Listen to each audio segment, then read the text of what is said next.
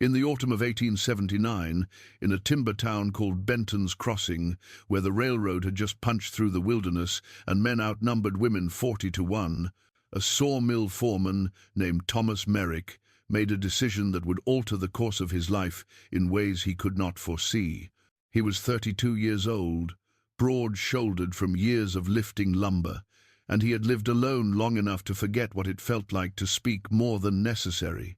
The arrangement he made was practical, transactional, witnessed by a lawyer and a postal clerk, and it required no romance, no promises beyond the legal minimum, and absolutely no questions about what lay beneath a bridal veil. What he could not know, standing in that cramped office with ink still wet on the contract, was that sometimes the simplest transactions carry the heaviest truths. Before we jump back in, tell us where you're tuning in from, and if this story touches you, make sure you're subscribed, because tomorrow I've saved something extra special for you.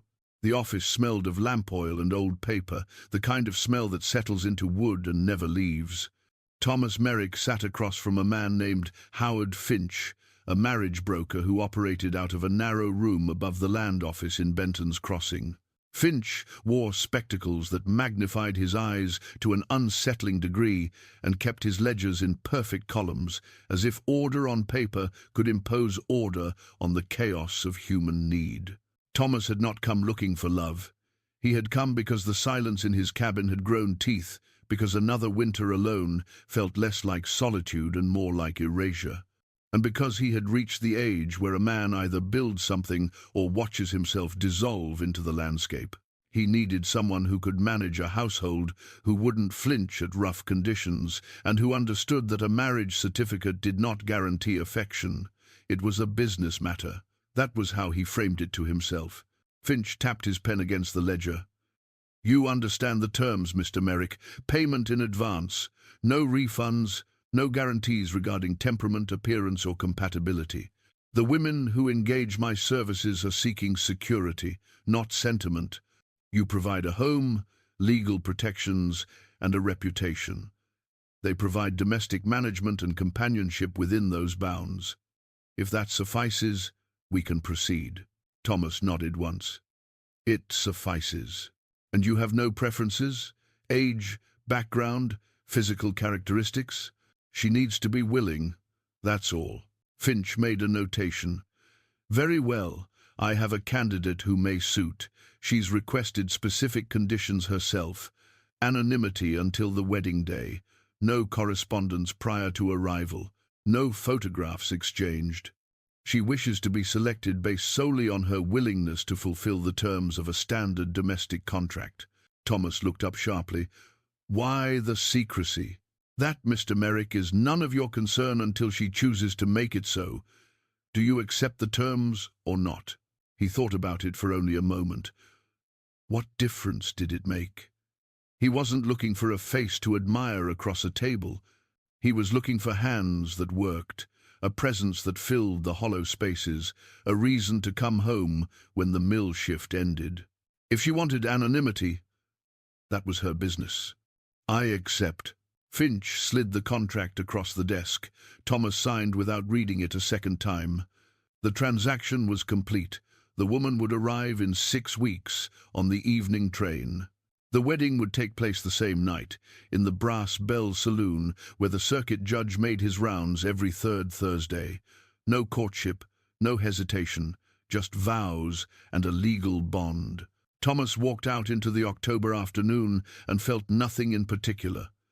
The sky was grey, the wind carried the scent of sawdust and pine, and the world continued exactly as it had before. He went back to the mill, hauled timber until his shoulders ached, and did not think about the woman who would arrive in 6 weeks wearing a veil he was not permitted to lift until after the ceremony. The days passed in their usual shape. He worked, ate, slept, and repaired the cabin in small increments. He replaced the cracked window glass in the bedroom, reinforced the door frame, and built a second chair for the table. He did not buy flowers or new curtains. He did not practice what he might say. He simply prepared the space as he would prepare for any new piece of equipment arriving at the mill, with functionality in mind and no wasted sentiment. The town of Benton's Crossing had grown quickly and without grace. It was a place built by men who came to extract something from the land and had not yet decided whether they would stay. The main street was a rutted avenue lined with false-fronted buildings, the mill office, the company store, 2 saloons, a boarding house, and the land office where Finch kept his ledgers. There were perhaps 300 souls in total, most of them transient, most of them male. The few women who lived there were either married to foremen or worked in capacities that polite society did not name aloud. Thomas had been in Benton's Crossing for 7 years. He had arrived after the war, after the farm in Ohio had been sold to pay debts he did not incur, after his brother died of fever and his mother followed 6 months later. He had drifted west with no particular destination in mind and stopped when he found work that required no explanation. The mill paid well. The work was hard enough to exhaust him. The other men left him alone. It had been enough. But somewhere in the 5th year, the silence had begun to weigh differently. He would come back to the cabin and stand in the doorway, uncertain why he had returned. The fire needed tending, the stove needed filling, but there was no urgency to any of it. He could have slept in the bunkhouse with the other Sawyers. He could have spent his wages at the Brass Bell and numbed himself into something resembling human contact, but he did neither. He simply endured, and the endurance had started to feel like cowardice. So he had gone to Finch, and now a woman was coming, a woman with conditions and a veil and a past she did not wish to discuss. It should have troubled him. It did not. 6 weeks have passed. November settled over the town like a held breath, the air sharp and clean and empty of warmth. On the morning of the day she was set to arrive, Thomas woke before dawn and went to the mill as usual. He worked a full shift, his hands moving through familiar motions, his mind carefully blank. When the shift bell rang, he washed his face and hands at the pump, put on a clean shirt he had left in his locker, and walked to the train depot. The depot was a bare platform with a single covered bench and a telegraph line that connected Benton's Crossing to the larger world beyond the timberline. The station master, an older man named Grady, sat on a stool near the ticket window, whittling a piece of cedar into something that might become a bird. "She coming in on the 5 to 10?" Grady asked without looking up. "That's right. Finch arrange it?" Thomas nodded. Grady grunted. "3rd one this month. Town's filling up with brides nobody's met." "You know what she looks like?" "No. That don't concern you." "Not particularly." Grady shook his head and went back to his whittling. "Your business, I suppose."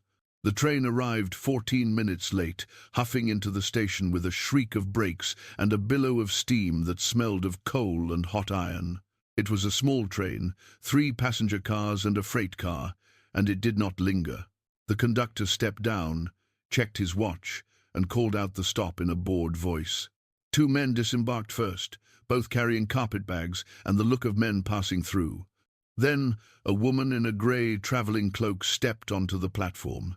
She was alone. She carried a single leather case, worn but well kept, and she wore a veil that covered her face entirely, the fabric thick enough that no features could be discerned beneath it.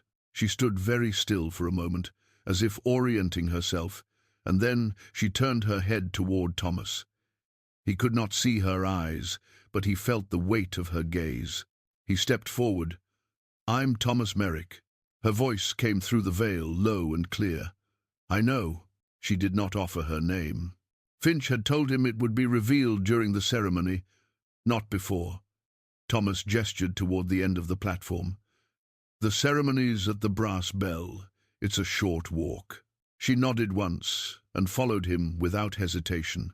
They walked in silence through the dirt streets of Benton's Crossing. The evening was settling in, the sky fading from grey to a deeper charcoal, and the windows of the saloon glowed yellow in the dusk. Men stood outside smoking, their voices low and rough, and when they saw the veiled woman walking beside Thomas, the conversations stopped. Thomas felt their stares. He did not acknowledge them. The woman did not slow her pace or turn her head. She walked as if she had done this before, as if scrutiny was something she had learned to carry without flinching. The Brass Bell was the larger of the two saloons, a two-story building with a narrow staircase leading to rented rooms above and a main floor dominated by a long bar, a scattering of tables, and a piano that no one played well. The judge was already there, a man named Carlton Reed, who travelled the circuit and performed weddings, property disputes, and the occasional criminal sentencing with equal indifference. He sat at a corner table with a glass of whiskey and a book he was not reading. When Thomas and the woman entered, the noise in the saloon did not stop, but it changed. Conversations dropped to murmurs. Men turned to look. The bartender, a man named Eugene, with a scar across his knuckles, set down the glass he was polishing and stared openly. Judge Reed stood and closed his book. "Mr. Merrick, I assume this is the bride." "It is." Reed gestured to the space in front of the bar. "We'll conduct the ceremony here. Witnesses are required. Eugene, you'll do. And you," he pointed at a man sitting near the stove, "you as well." The man, a logger named Peterson, nodded and stood. Eugene came around the bar, wiping his hands on his apron. The room had gone almost silent now. 30 men, maybe more, all watching. Reed opened a small leather-bound book and cleared his throat. "This will be brief. I assume both parties understand the legal nature of this contract and enter into it willingly." Thomas nodded. The woman said, "I do." Reed continued. "Then by the authority vested in me by the territorial government, I will now conduct this marriage. Mr. Merrick, do you take this woman as your lawful wife, to honor the terms of matrimony as defined by territorial law?" "I do." Reed turned to the woman. "And do you take this man as your lawful husband under the same terms?" "I do." "Then I require your name for the record." The woman hesitated for only a fraction of a second. Then she said, "Josephine Clara Hale." Reed made a notation in his book. "Very well. The law requires the veil to be lifted for final identification and consent. Mr. Merrick, you may proceed." Thomas looked at her. She stood perfectly still, her hands folded in front of her, the veil covering her entirely. He stepped forward, reached up, and lifted the fabric. The saloon went silent. She was not what he expected. Not because she was beautiful or plain, though she was neither in any conventional sense. She was striking in a way that made the word beautiful feel inadequate. Her face was angular, sharp-featured, with high cheekbones and a mouth set in a line that suggested she had learned not to waste expressions on people who did not deserve them. Her eyes were dark, almost black, and they met his without wavering. But it was not her face that had silenced the room. It was the scar. It ran from her left temple down across her cheekbone, a pale, jagged line that spoke of violence survived. It was old, healed long ago, but unmistakable. And it was the reason for the veil. No one spoke. The men stared. Thomas felt the weight of their judgment, their pity, their curiosity, all of it pressing into the space between him and the woman who was now his wife. He did not look away from her. He did not flinch. He simply held her gaze and said, quiet enough that only she could hear, "Josephine." Her eyes flickered with something he could not name. Surprise, maybe, or relief. Judge Reed cleared his throat. "The marriage is legally recognized. You may sign the register." Thomas signed. Josephine signed. The witnesses signed. Reed closed the book and nodded. "Congratulations, Mr. and Mrs. Merrick." The men in the saloon began to murmur again, their voices rising slowly like water returning after a dam breaks. Eugene went back behind the bar. Peterson returned to his chair. The world resumed its noise. Thomas looked at Josephine. She had not moved. She stood with her hands still folded, her expression unreadable, and he realized she was waiting for him to react, to recoil, to demand an explanation, to regret the arrangement. He did none of those things. Instead, he picked up her case from where she had set it down and said, "The cabin's a 20-minute walk. We should go before it gets dark." She blinked once, as if recalibrating, and then nodded. They walked out of the Brass Bell together, past the staring men, past the murmured speculations, and into the cold November evening. Neither of them spoke. The stars were beginning to appear overhead, faint and distant, and the wind moved through the trees with a sound like something restless and ancient. When they reached the cabin, Thomas opened the door and stepped aside to let her enter first. She paused on the threshold, looking into the single room with its narrow bed, its iron stove, its table and 2 chairs. It was not much. It was all he had. She stepped inside.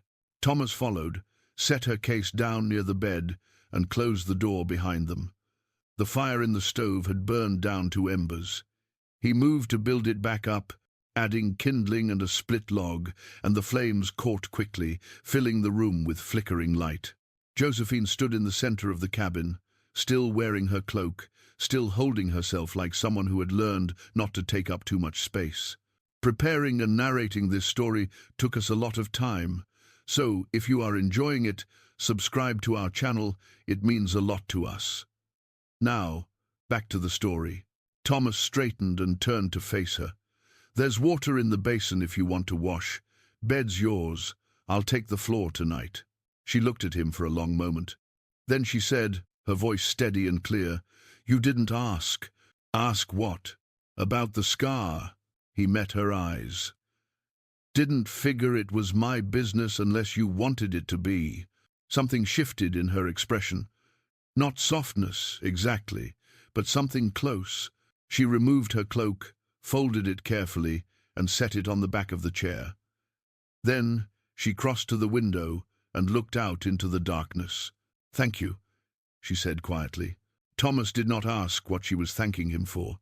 He simply nodded, turned down the lamp, and lay down on the floor near the stove. The cabin settled into silence. Outside, the wind continued its restless movement through the trees, and in that silence, 2 people who had been strangers that morning began the slow, uncertain work of becoming something else. The first morning came with a grey light that filtered through the cabin's single window like water through muslin. Thomas woke to the sound of the stove door opening, metal scraping against metal, and for a moment he forgot where he was. Then he remembered.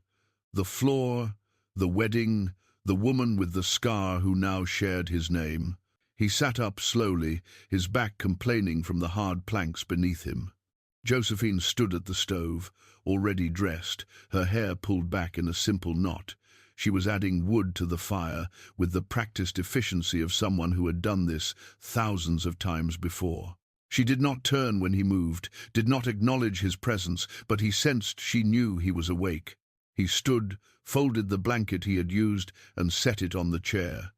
"You didn't have to start the fire." "Needed doing," she said without looking at him. Her voice held no particular warmth, but no coldness either. It was simply factual. He crossed to the basin, splashed water on his face, and dried himself with a cloth that hung on a nail beside the window. When he turned back, she had filled the kettle and set it on the stove. 2 tin cups sat on the table, waiting. "There's cornmeal in the cupboard," he said. "Coffee's in the tin above it. I usually make do with whatever's quick." She opened the cupboard, surveyed its contents with a single sweeping glance, and nodded to herself. "I'll manage." He pulled on his boots, shrugged into his coat, and paused at the door. "I'll be at the mill until sundown. There's firewood stacked on the north side of the cabin. If you need anything from the store, there's credit under my name at the company office. I won't need anything today." He nodded and stepped outside. The air was sharp and clean, the sky just beginning to lighten in the east. He walked the familiar path toward the mill, his breath clouding in front of him, and tried not to think about the woman he had left behind in his cabin. She was capable. That much was clear. What else she might be, he did not yet know. The mill was already alive with noise when he arrived, saws screaming through timber, men shouting over the din, the smell of fresh-cut pine thick in the air. Thomas lost himself in the work, hauling logs onto the cutting bed, guiding them through the blade, stacking the finished planks with the rest of the crew. It was mindless labor that required just enough attention to keep thought at bay.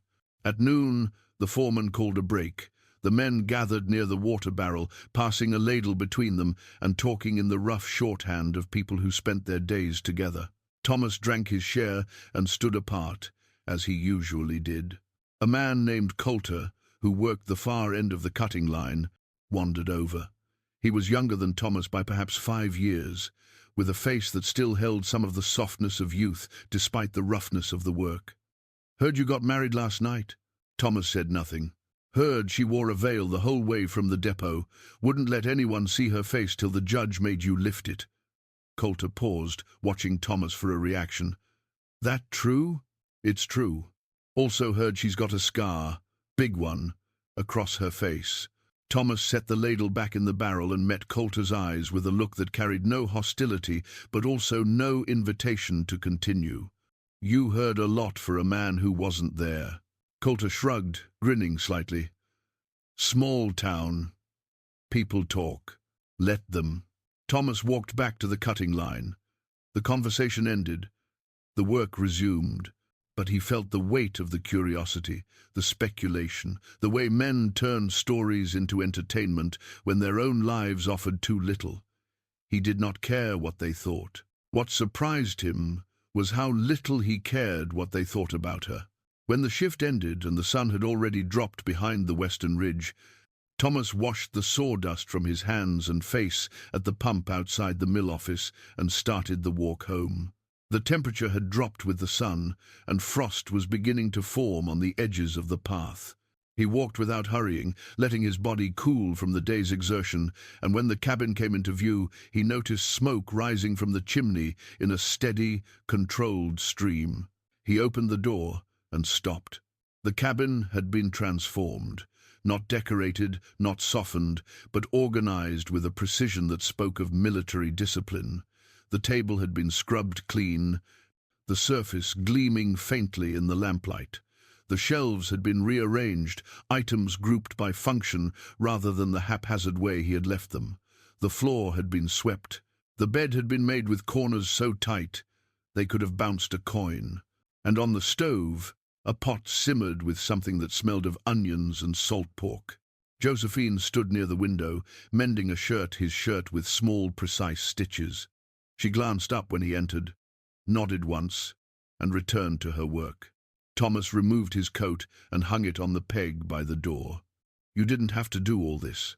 "I did, if I'm going to live here." He looked around the room again, taking in the changes. Nothing extravagant, nothing wasted, just order imposed on chaos. "Where'd you learn to keep a house like this?" "Necessity." She bit off the thread, knotted it, and set the shirt aside. Then she crossed to the stove, lifted the pot lid, and stirred the contents once before replacing it. "Food's ready if you want it." They ate in silence. The stew was simple but well made, the kind of meal that stretched ingredients without sacrificing substance. Thomas ate slowly, aware of her, across the table, aware of the careful space she maintained even in such a small room. She did not ask about his day. He did not ask about hers.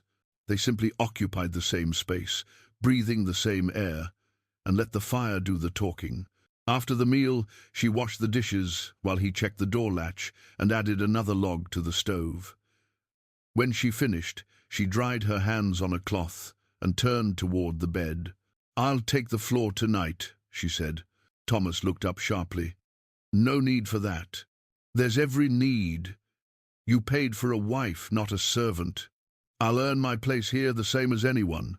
"You don't have to earn anything. The bed's big enough for 2 if we keep to our sides." Her expression did not change, but something flickered in her eyes. Calculation, maybe, or wariness. "That's not what was agreed." "What was agreed," Thomas said carefully, "was a legal contract. It didn't specify sleeping arrangements. If you want the floor, take it. But it seems a waste when there's a perfectly good bed going unused on one side. She considered this for a long moment. Then she nodded. We keep to our sides. We keep to our sides. That night they lay in the same bed for the first time, a careful line of space between them that neither crossed. Thomas kept his back to her, staring at the wall, listening to her breathe. She did not fall asleep quickly. He could tell by the way her breathing stayed shallow, controlled, the rhythm of someone still on guard. Eventually, though, it deepened and slowed, and he allowed himself to relax slightly. The cabin settled around them, wood contracting in the cold, the stove ticking as it cooled. Outside, something moved through the underbrush, a deer, probably, or a fox. Thomas closed his eyes and let the darkness take him. The days began to form a pattern.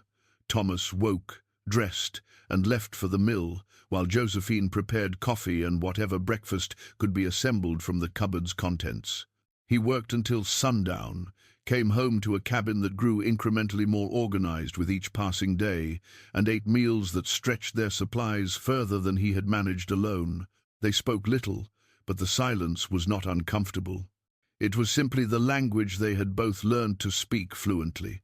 On the fourth day, he came home to find her outside, chopping wood.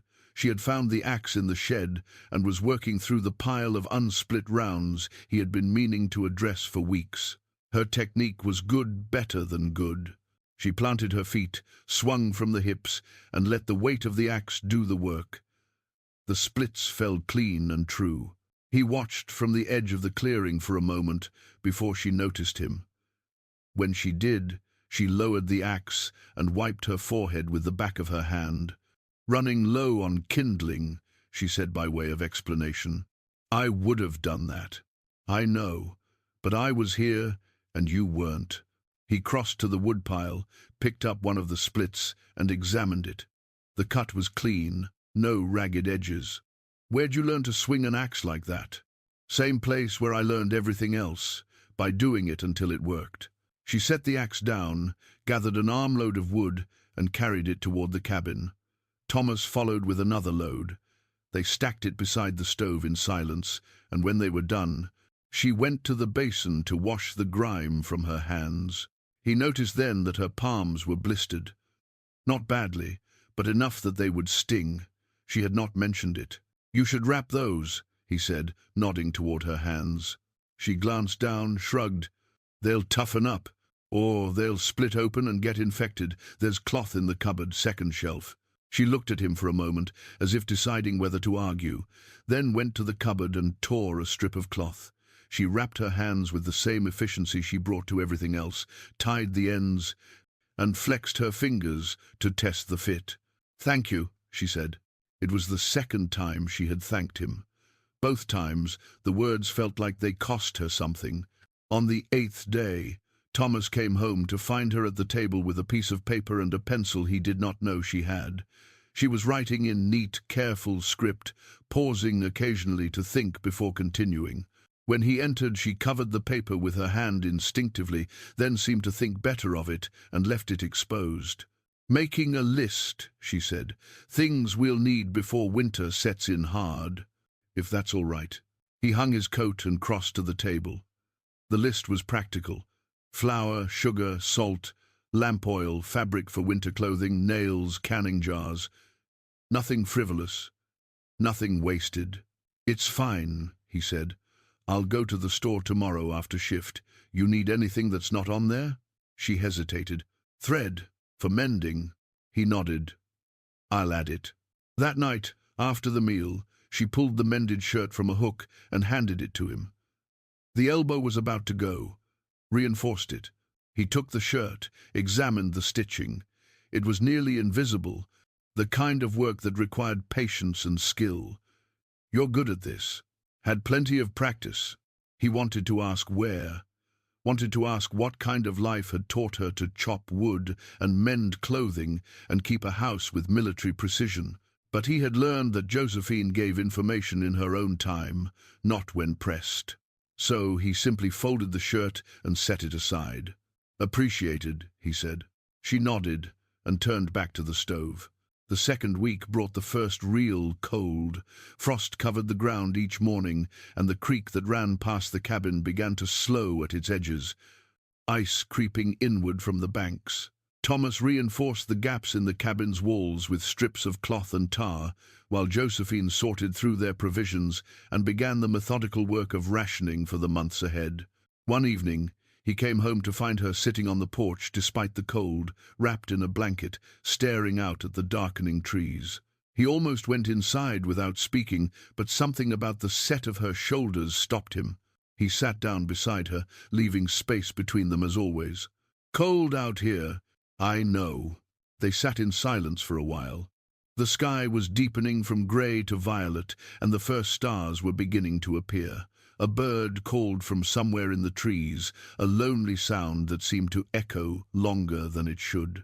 "Used to do this at the last place I lived," Josephine said quietly. "Sit outside after dark. Made me feel like I wasn't trapped."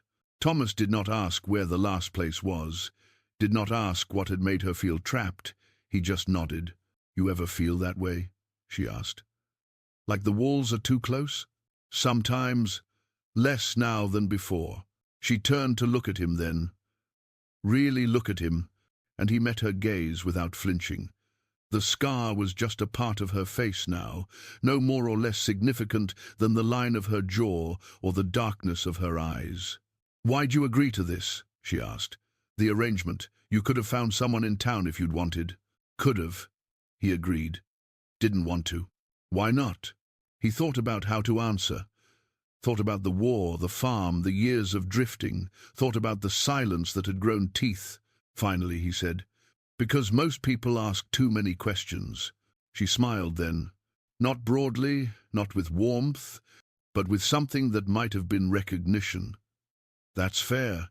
They sat together until the cold became too much to ignore, then went inside and closed the door against the night. By the end of the third week, a rhythm had fully established itself. Thomas worked the mill. Josephine maintained the cabin with a precision that bordered on artistry. They ate together, slept in the same bed with careful space between them, and spoke only when necessary. But necessity, Thomas was learning, was a flexible concept. One Saturday, when the mill was closed and Thomas had no particular tasks demanding his attention, he found Josephine examining the chicken coop behind the cabin. It was empty, had been for years, but the structure was still sound. "Could fix this up," she said without preamble. "Get some hens. Eggs would be useful." Thomas looked at the coop, mentally cataloguing what it would take to make it functional again. "Wire's expensive, so are birds." "I know, but it'd pay for itself by spring." He considered this. She was right, of course. "I'll get the wire next week. We can start repairs after that." She nodded, satisfied, and walked back toward the cabin. Thomas stayed behind, looking at the coop, and realized that somewhere in the last 3 weeks he had started thinking in terms of we instead of I. That night, as they prepared for bed, Josephine paused with her hand on the lamp. "You planning to stay in Benton's Crossing permanent?" Thomas looked up from where he was removing his boots. "Haven't thought much about leaving." "Why?" "Just wondering if this is temporary or not." "The cabin?" "All of it." He understood what she was asking. Not whether the marriage was temporary that was legally permanent, whether they wanted it to be or not, but whether the life they were building here, in this rough place, with its cold mornings and hard work, was something he intended to continue or abandon. "I'm not going anywhere," he said.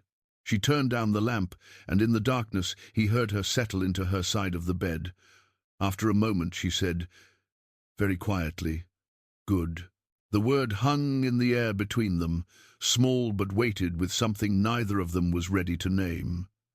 Thomas lay still, listening to her breathe, and thought about the woman who had arrived 3 weeks ago, wearing a veil and carrying secrets he still did not know. She was capable, she was guarded, she was haunted by something she did not speak of. But she was here, and she was choosing to stay, and that was enough. Outside, The wind moved through the trees with its restless, ancient sound. Inside, two people lay in careful proximity, building something fragile and unnamed in the space between them. And the silence, for once, felt less like emptiness and more like possibility. December came to Benton's Crossing with a silence that felt deliberate, as if the world had decided to hold its breath. The first real snow arrived on a Tuesday morning, falling in thick, wet flakes that clung to everything they touched. Thomas woke to find the window completely obscured, a white wall where glass should have been, and when he rose to stoke the fire, he saw Josephine already awake, standing at that same window with her fingers pressed against the frost. She did not turn when he approached, but she spoke. "Haven't seen snow like this in years. It'll be worse before it's better," Thomas said, feeding split wood into the stove. "We're still early in the season yet. The chickens arrived today." He had forgotten. The wire had come in the previous week, and they had spent 2 evenings repairing the coop by lantern light, working side by side in a companionable quiet that had become their default language. The merchant had promised delivery of 6 laying hens by mid-December, weather permitting. "Might be delayed," Thomas said, watching the snow accumulate on the windowsill. "Road from the railhead won't be easy. Then they'll get here when they get here." She moved away from the window and began preparing coffee with the methodical precision he had come to recognize as her way of controlling the variables she could control. Thomas dressed for the mill, layering wool over cotton, and when he reached for his coat, he found it had been brushed clean of sawdust, and the torn pocket had been mended with stitches so small they were nearly invisible. He looked at Josephine. She was focused on the coffee pot, but there was something deliberate about her lack of acknowledgement. She had done this quietly, without announcement, and clearly did not expect gratitude. "The pocket," he said anyway, "was torn. You didn't have to." "I know." He pulled on the coat, felt the difference immediately.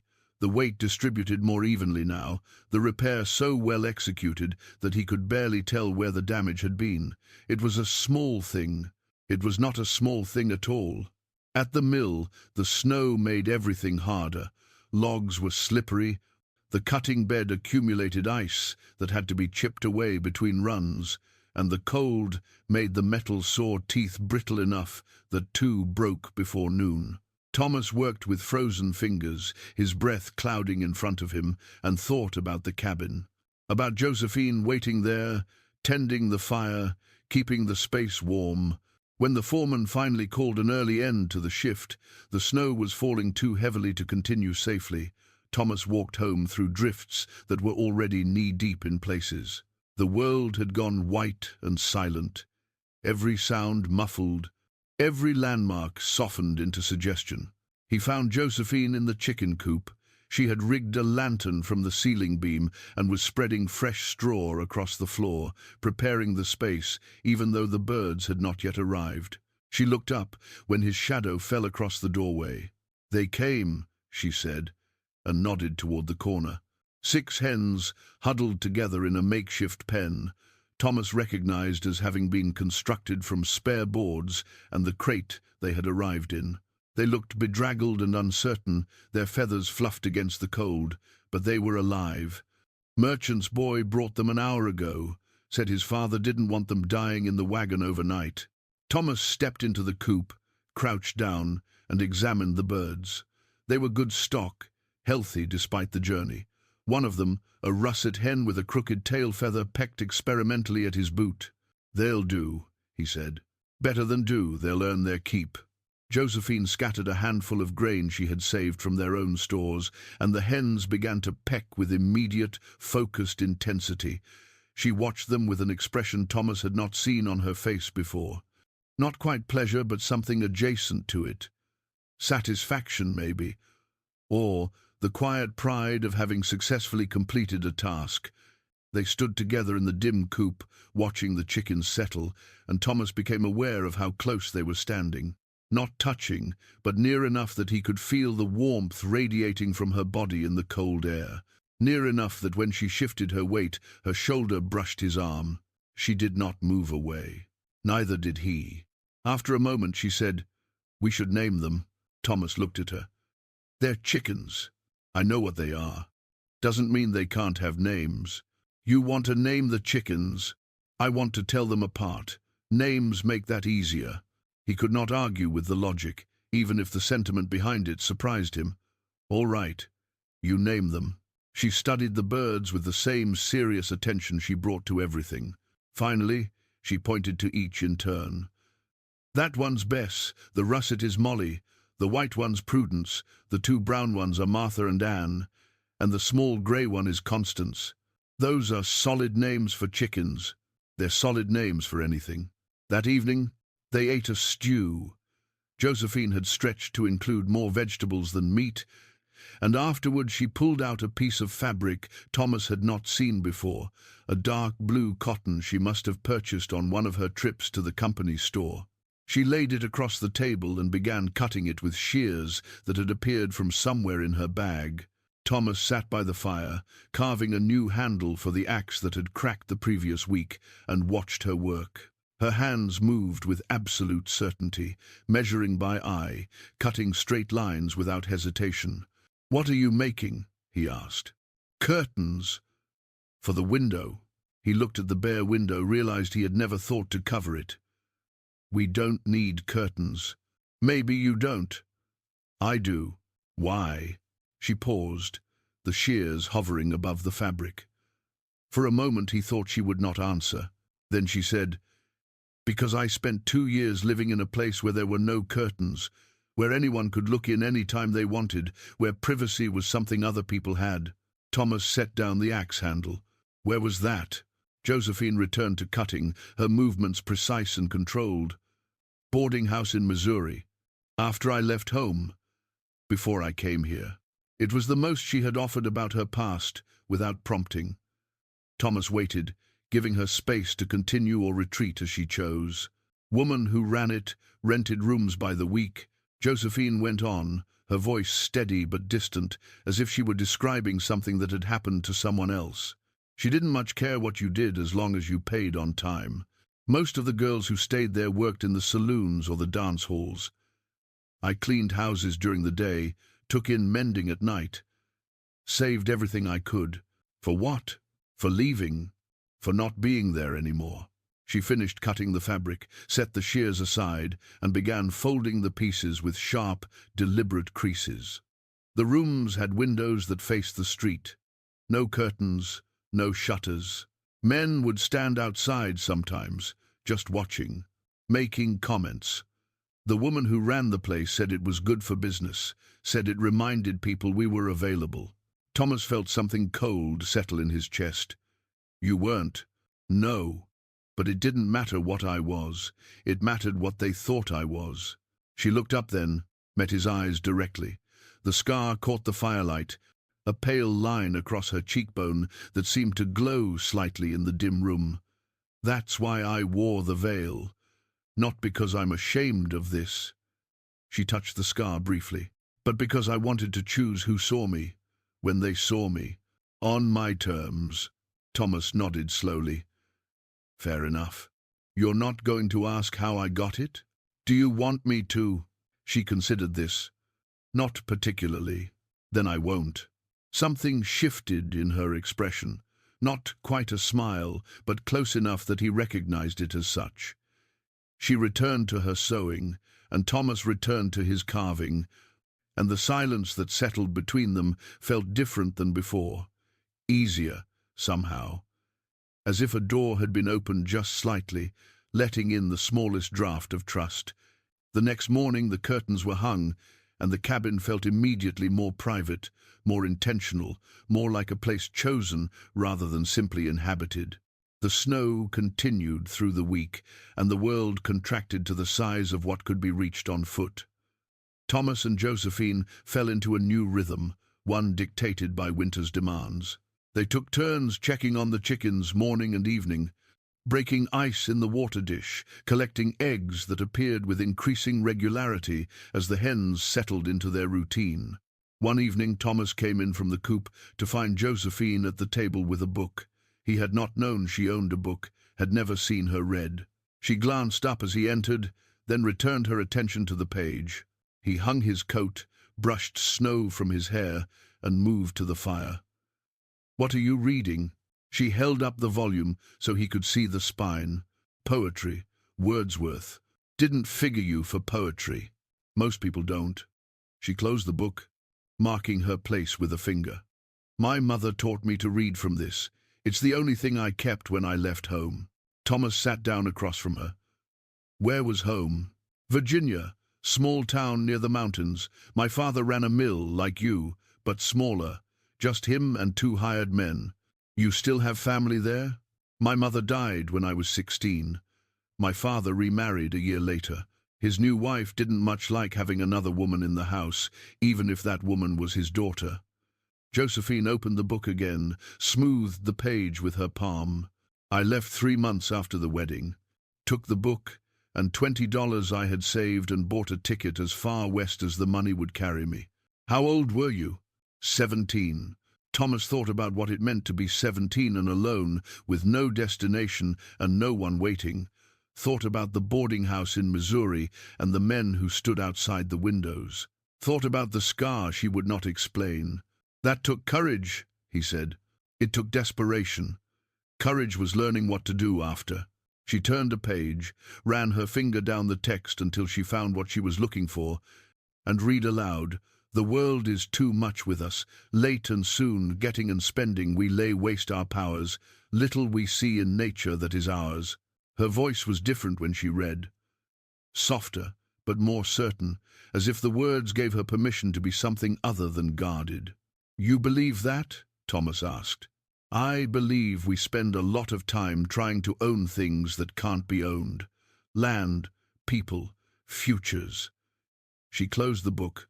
"Sometimes the only thing that's really ours is the choice to stay or go. And you chose to stay." "I did." The fire crackled, a log shifting and sending up a small shower of sparks. Outside, the wind had picked up, rattling the shutters and pressing against the walls like something trying to get in. "Read another one," Thomas said. Josephine looked at him, surprise flickering across her face. Then she opened the book again and read into the quiet cabin, her voice steady and clear, while Thomas listened and the winter night pressed close around them. By the 3rd week of December, the chickens had fully adapted to their new home. Molly, the russet hen with the crooked tail feather, had established herself as the flock's leader, and Constance, the smallest, had taken to following Josephine around the coop like a dog. Thomas found this amusing in a way he did not quite understand. Josephine pretended not to notice, but he saw the way she saved the best scraps for Constance. On the shortest day of the year, Thomas finished his shift early. The mill always reduced hours during the week of the solstice, and returned to the cabin to find Josephine outside despite the cold, standing near the tree line, with her arms wrapped around herself. He approached slowly, making enough noise that she would hear him coming. She turned as he reached her side. "Something wrong?" "No, just thinking." They stood together, looking out at the white landscape. The sun was already sinking toward the horizon, casting long blue shadows across the snow. The trees stood bare and dark against the pale sky. "What about?" Thomas asked. "How different this is from a year ago." She exhaled, her breath clouding in the frozen air. "Last December I was still in Missouri, still saving money, still planning to leave but not knowing where I'd go or how I'd get there. And now? Now I'm here, married to a man I didn't know 2 months ago, living in a place I'd never heard of, taking care of chickens with names." She laughed softly, the sound almost lost in the wind. "Doesn't make much sense when you say it out loud." "Makes sense to me." She turned to look at him fully. "Does it? You needed somewhere to be. I needed someone to be here with. We made an arrangement that suited us both. That's more sense than most marriages start with." "Is that what this is? A marriage?" The question hung between them, more complicated than it sounded. They shared a name, a bed, a daily life. But they had not shared much else. No affection, no declarations, no promises beyond the legal minimum. What they had built was functional, respectful, even comfortable. But was it a marriage? Thomas thought about the mended pocket, the curtains, the way she read poetry aloud when he asked. Thought about the careful space they maintained in bed, and the way that space had been shrinking incrementally, night by night, neither of them acknowledging it. "I don't know what else to call it," he said finally. Josephine nodded slowly. "Me neither." They walked back to the cabin together, and that night she sat closer to him by the fire than she ever had before. Not touching, but close enough that he could have reached out and taken her hand if he had chosen to. He did not, but the possibility existed, and that was new. Christmas came without ceremony. They had no decorations, no special meal, no gifts wrapped in paper.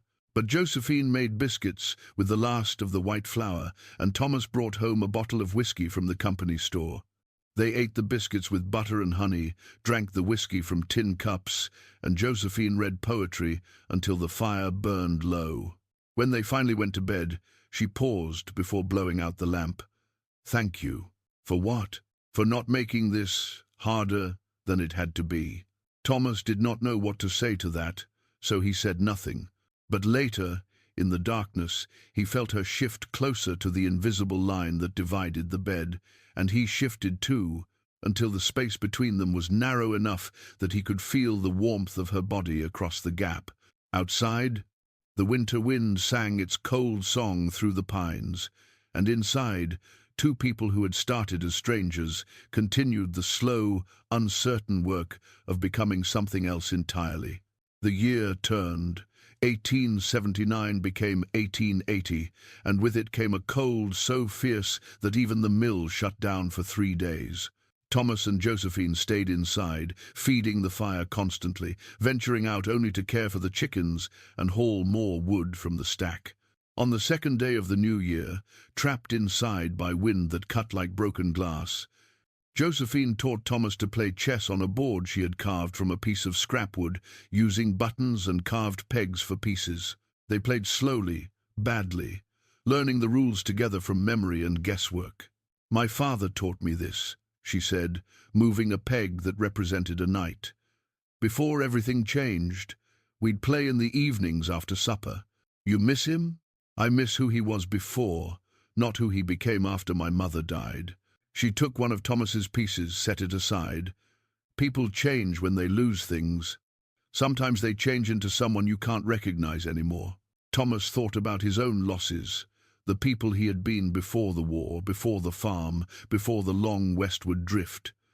"You think that's true for everyone?" "I think it's true for most people. The ones who don't change usually weren't paying attention to what they lost." She looked up from the board, met his eyes. "You changed?" "Yes." "Into someone better or worse?" "Different. Don't know if better or worse is the right way to measure it." Josephine nodded, accepting this, and returned her attention to the game. They played until the light faded, and they could no longer see the pieces clearly, and when they stopped, neither of them had won, but both of them had learned something about the way the other thought. That night, for the first time, Josephine fell asleep before Thomas did. He lay in the darkness, listening to her breathe, deep and even, and realized that at some point she had stopped guarding herself in sleep. She trusted this space now, trusted him maybe, or at least trusted that he would not take advantage of her vulnerability. He turned carefully onto his side, facing her across the narrow gap that remained between them, and let himself study her face in the dim glow from the banked fire. The scar was barely visible in this light.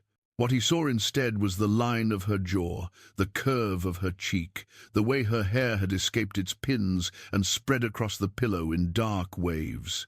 She was not beautiful in any conventional sense, but she was real and present, and here by choice, and that meant more than beauty ever could.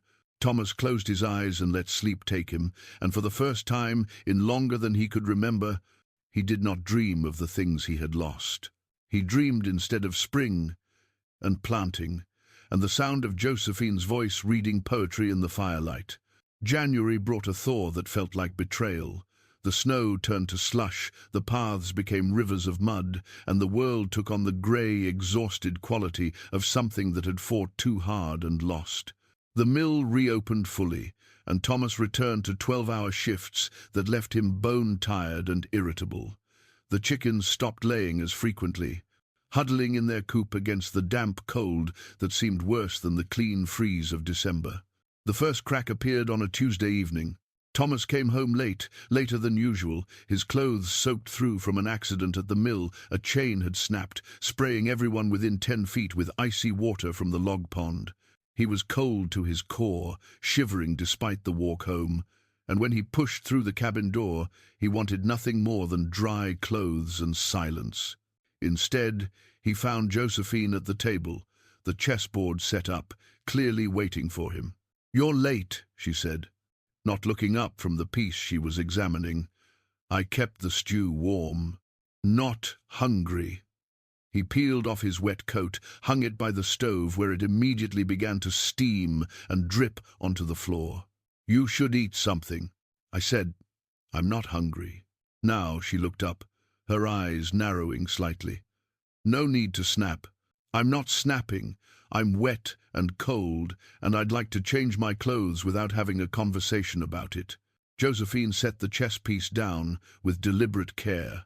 "I waited 2 hours past when you usually come home. Didn't know if something had happened. Would have been nice to know you'd be late. How exactly was I supposed to let you know?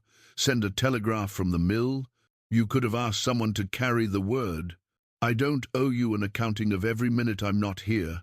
The words came out harsher than he'd intended, sharpened by exhaustion and cold. He saw them land, saw something in her expression close off, like a door swinging shut. She stood, moved to the stove, and began ladling stew into a bowl with mechanical precision. "You're right. You don't owe me anything. The arrangement didn't include that." She set the bowl on the table with enough force that some of the liquid sloshed over the rim, then walked past him to the bed and pulled the curtain they'd rigged for privacy. The fabric swung closed between them with a finality that felt worse than anger. Thomas stood dripping on the floor, watching the curtain, and felt something ugly twist in his chest. He knew he should apologize, knew this wasn't about the stew or the waiting or even the lateness. It was about the fact that somewhere in the last 2 months they had built something fragile, and he had just put his boot through it because he was tired and wet and didn't know how to be gentle when he felt this raw. He changed into dry clothes, sat at the table, and ate the stew without tasting it. The cabin was silent, except for the hiss of his wet coat drying and the occasional pop from the fire. When he finished, he washed his bowl and set it to dry, then stood uncertainly in the middle of the room. "Josephine," he said to the curtain. "No answer. I shouldn't have said that. About not owing you anything." Silence. Then quietly, "But you meant it." "No. I was cold and tired and I took it out on you. That wasn't fair." The curtain moved slightly, as if she'd shifted position on the bed. "You were right, though. We made an arrangement. Legal contract. I provide domestic service, you provide security and a home. Neither of us promised consideration beyond that. Is that what you think this is? Isn't it?" Thomas pulled the curtain aside. She was sitting on the edge of the bed, still fully dressed, her hands folded in her lap and her face carefully neutral. The scar seemed more prominent in the lamplight, or maybe he was just looking harder. "If it was just a contract," he said, "you wouldn't have waited, wouldn't have worried, wouldn't have kept the stew warm for 2 hours. And if it was just a contract, you wouldn't care that I worried."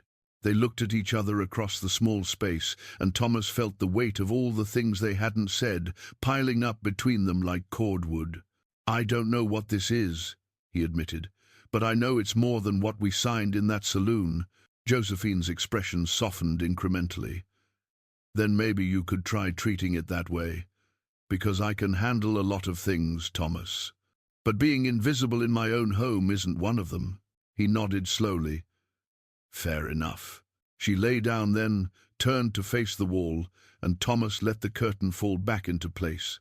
He sat by the fire for a long time after, thinking about the difference between legal obligations and human ones, and wondering when exactly he had stopped being able to tell them apart. The next morning he woke early, before dawn, and left a note on the table, the first he'd ever written her. Working late tonight, Mills behind schedule, back after dark, tea. When he came home that evening, exhausted but on time, he found the note still on the table, with a single line added below his in her careful script. Stew in the pot. No need to hurry. It wasn't forgiveness exactly, but it was acknowledgement, and that felt like enough. The second crack came from outside. It was a Saturday in late January when the man arrived. Thomas was splitting wood behind the cabin, working through the pile that had accumulated during the wet week, when he heard a horse approaching. Visitors were rare enough that he set down the axe and walked around to the front of the cabin, where Josephine was hanging laundry on a line they'd strung between two pines. The rider was a stranger, but he had the look of someone who'd been to Benton's Crossing before, comfortable in the saddle, dressed for weather but not for work. He was perhaps 40, clean-shaven, with eyes that catalogued everything they saw with uncomfortable precision. "Help you?" Thomas asked, stepping into view. The man dismounted, tied his horse to the porch rail, and removed his hat. Looking for the Merrick residence, was told this was the place. "You found it."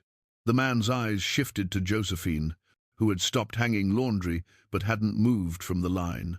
Something changed in his expression, recognition maybe, or confirmation of something suspected. "Mrs. Merrick," he said, nodding to her. "Or should I say Mrs. Hale, or is it Miss Hale? I confess I'm uncertain of the proper form of address." Josephine's face went carefully blank. "Who are you?" "Name's William Garrett. I'm a clerk for the Territorial Court in Missouri. I've been looking for you for quite some time." Thomas felt ice settle in his stomach. "What's your business here?" Garrett pulled a folded document from inside his coat. "I have a warrant for Mrs. Merrick's arrest, or Miss Hale's, depending on whether this marriage is recognized as legal, given that she provided potentially false information in her application for marriage services." "What's the charge?" Thomas kept his voice level, but his hands had curled into fists at his sides. "Theft. $500 in cash and jewelry from a boarding house in Kansas City, Missouri.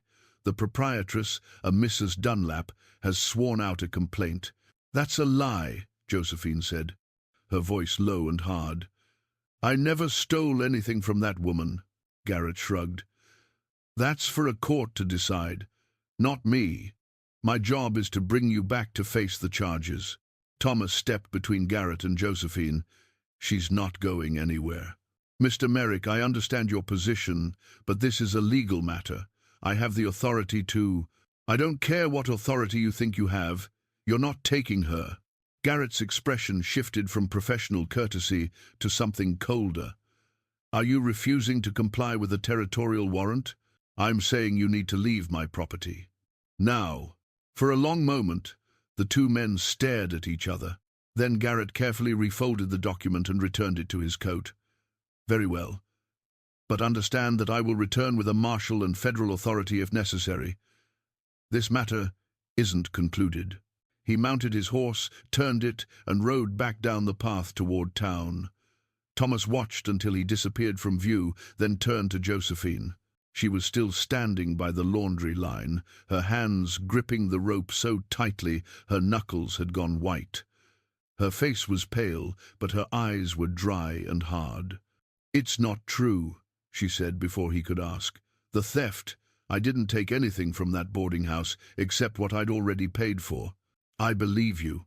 You don't know that. You don't know what I might have done before I came here." "I know enough." She shook her head. "Mrs. Dunlap ran that boarding house like a trap.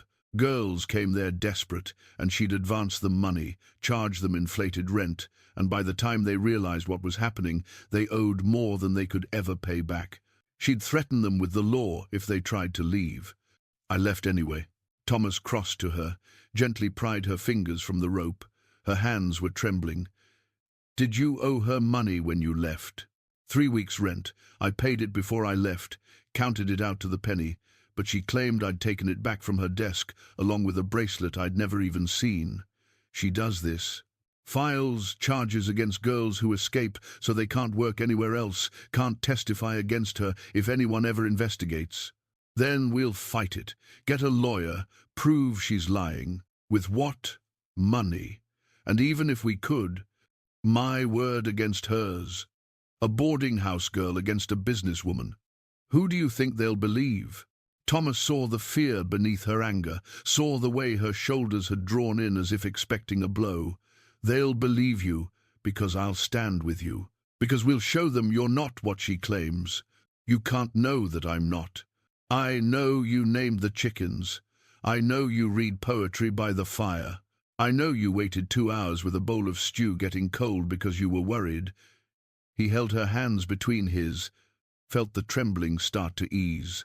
Whatever you did or didn't do in Missouri doesn't change what I know about you now. Josephine's eyes filled, but she blinked the tears back with visible effort. He'll come back, with more men, more authority, and when he does, we'll deal with it together. She searched his face for something, doubt maybe, or the first sign of retreat. Whatever she was looking for, she didn't seem to find it. Instead, she leaned forward slightly, rested her forehead against his chest, and let out a breath that sounded like it had been held for years. Thomas wrapped his arms around her, awkward at first, then more certainly. They stood that way for a long time, the laundry hanging forgotten beside them, while the January wind moved through the pines and carried away everything except the simple fact of their standing together. That night, neither of them slept well. Thomas lay staring at the ceiling, listening to Josephine's breathing shift and catch with the restlessness of someone whose mind would not quiet. Finally, near midnight, she spoke into the darkness. "Thomas, I'm awake. Tell me about the war." He turned his head to look at her shadow in the dim light from the banked fire. "Why?" "Because you know things about me I didn't choose to tell you. Seems fair. I should know something you didn't choose to share." He was quiet for a long moment. Then he said, "I was 19 when I enlisted. Thought it would be an adventure. Thought I'd come back a hero. What did you come back as?" "Someone who'd seen too many boys die for reasons that stopped making sense after the first year. Someone who learned that being alive at the end didn't make you a hero, just made you alive." Josephine shifted closer, the gap between them on the bed narrowing to nothing. "You lose friends, brother. Half the boys are from my county. Enough that when I came back, the town felt like a graveyard, even though the buildings were all still standing. Is that why you left Ohio?" "Partly. Mostly because the people there kept looking at me like I was supposed to be someone I wasn't anymore. Easier to go somewhere nobody expected anything. And now I'm here, with you. And that expectation doesn't feel like a burden." She was quiet for a moment. Then she reached across the space between them and found his hand in the darkness.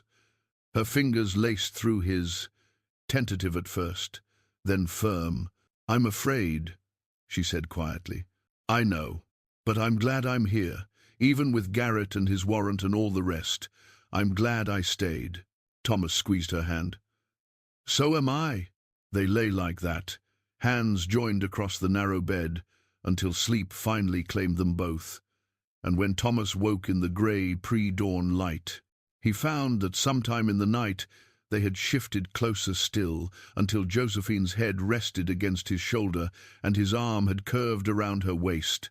She was still asleep, her breathing deep and even, and for the first time since the veiled woman had stepped off the train in November, Thomas allowed himself to think the word that had been lurking at the edges of his consciousness for weeks.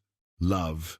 He didn't say it aloud, wasn't sure he was ready to, but he felt it settle into his chest like a weight he hadn't known he'd been missing. And when Josephine stirred and opened her eyes to find them tangled together, he didn't pull away.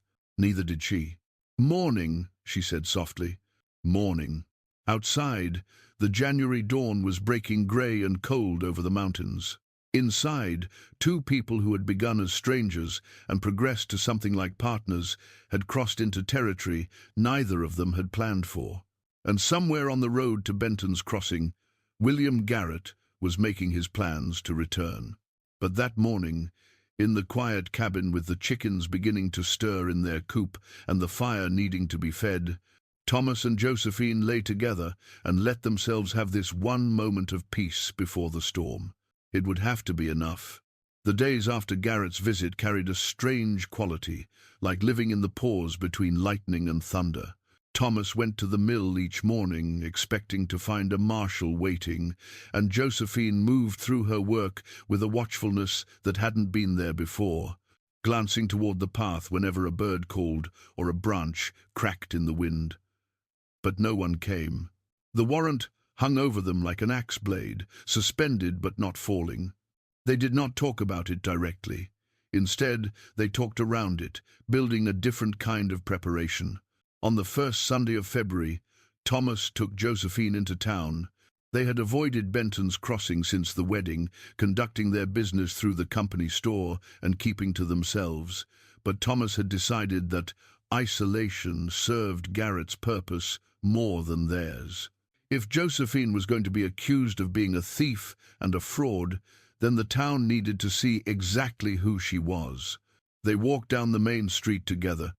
In the late morning, when most of the town was awake but not yet drunk, Josephine wore the blue dress she had made from the curtain fabric, altered now to fit properly, and she had pinned her hair back in a way that left her face completely visible. The scar caught the winter sunlight, pale and undeniable. Thomas felt the stares before he saw them. Men pausing in doorways, women whispering behind gloved hands, children pointing until their mothers shushed them.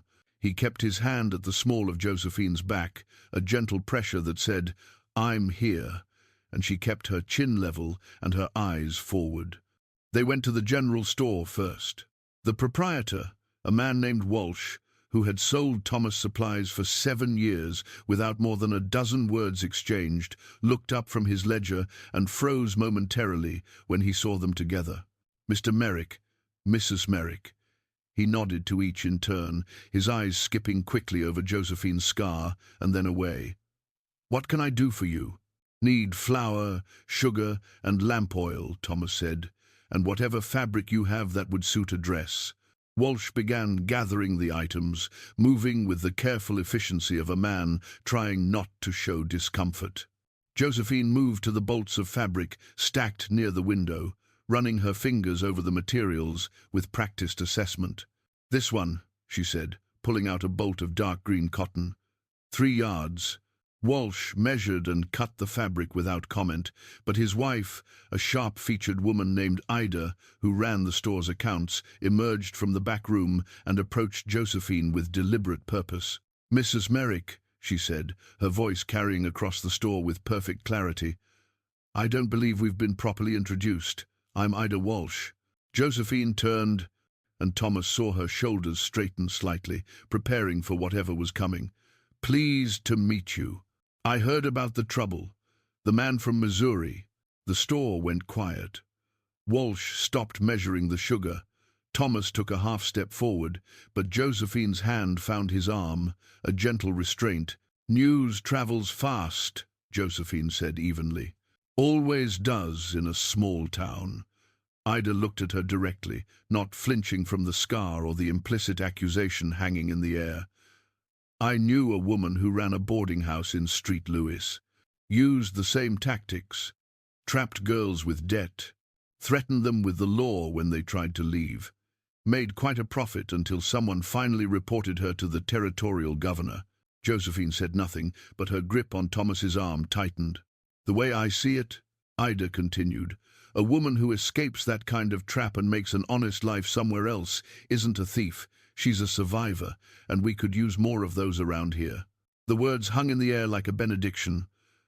Walsh cleared his throat, returned to measuring the sugar with renewed focus, and Josephine's grip on Thomas's arm loosened incrementally. "Thank you," Josephine said quietly. Ida nodded once, a gesture of solidarity more than acknowledgement, and returned to the back room. The transaction concluded in near silence, and when Thomas and Josephine left the store, they carried more than supplies. They carried the knowledge that at least one person in Benton's Crossing had chosen to believe them. They walked to the edge of town before Josephine spoke. She didn't have to do that. No, but she did anyway. People will talk. Associating herself with me, with the accusations. Let them talk. Thomas shifted the bundle of supplies to his other arm. Ida Walsh doesn't strike me as someone who concerns herself much with gossip. Josephine looked back toward the town, toward the store, where a simple act of public support had shifted something fundamental. I'm not used to people taking my side. Get used to it. They walked home through the February cold, and that evening Josephine began cutting the green fabric into a dress with pockets deep enough to carry anything she might need. Thomas watched her work and understood it for what it was. Preparation for flight, if flight became necessary, but also an assertion of intention to stay. The next week brought a letter. It arrived with the regular mail delivery to the mill office, addressed to Thomas in official script.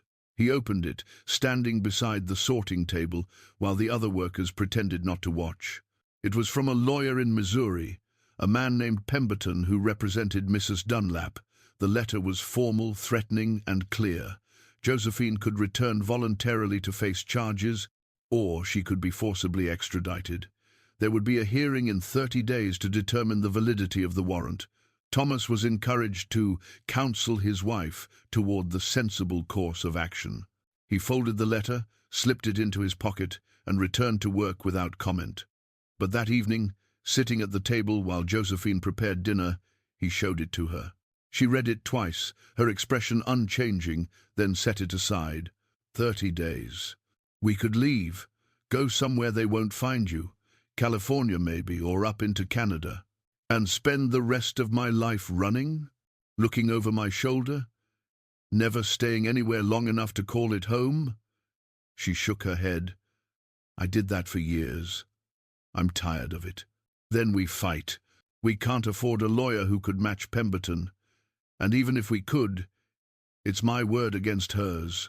A boarding house girl against a businesswoman with ledgers and witnesses she's probably paid off. Thomas stood, crossed to where she sat, and crouched down so they were eye level. Then we don't fight it their way. We fight it with the truth. With people who'll vouch for who you are now, not who she claims you were. With evidence that you're not running because you have nothing to run from. That's not how the law works. Maybe not, but it's how people work. And judges are people, same as anyone. Josephine looked at him for a long moment. You really believe that? I believe you're worth fighting for. However, that fight needs to happen. She reached up, cupped his face in her hand, and for the first time since he'd known her, she smiled, not the half-smile of recognition or the bitter smile of irony, but a real smile that reached her eyes and softened the hard lines worry had carved around her mouth. When did you become an optimist? She asked. When I married a woman, stubborn enough to make me one. She kissed him then. It was brief, chaste almost, but it was deliberate, and it was hers to give. And when she pulled back, Thomas saw something in her expression he hadn't seen before. Not just trust, not just gratitude. Something deeper and more dangerous and infinitely more precious. All right, she said. We'll fight. Fighting, as it turned out, meant strategy. Thomas spoke to the foreman at the mill, explained the situation in broad strokes, and asked for a character reference. The foreman, a taciturn man named Sullivan, who rarely spoke more than necessary, listened, nodded once, and said, I'll write it. She seems decent. That's worth something. Josephine spoke to Ida Walsh, who not only agreed to provide a letter of support, but also reached out to the other women in town, the handful who ran businesses or held property in their own names. Within a week, they had 5 letters attesting to Josephine's character, her work ethic, and her integration into the community. The circuit judge who had married them, Carlton Reed, agreed to write a statement confirming the marriage was legal and entered in good faith. Even Eugene from the Brass Bell, who had witnessed the wedding, offered a gruff affidavit stating he'd seen nothing fraudulent in the proceedings. They gathered these documents like ammunition, stacking them in a wooden box Thomas had built for the purpose, and with each new addition, the weight of evidence against Mrs. Dunlap's accusations grew heavier. But the waiting remained. 30 days became 20, then 15, and still no word came from Missouri beyond Pemberton's initial letter. The silence felt tactical, meant to unnerve, and it worked. Josephine grew quieter as the deadline approached, retreating into herself in ways that reminded Thomas of the veiled woman who had stepped off the train. One night, unable to sleep, Thomas found her sitting on the porch despite the February cold, wrapped in a blanket and staring at nothing in particular. He sat beside her, close enough that their shoulders touched, and waited. "I keep thinking about what happens if we lose," she said finally. "If they take me back to Missouri, if I'm convicted, even if it's just a fine and time served, it won't matter. The conviction stays, the record stays, and everywhere I go after that, I'll be marked.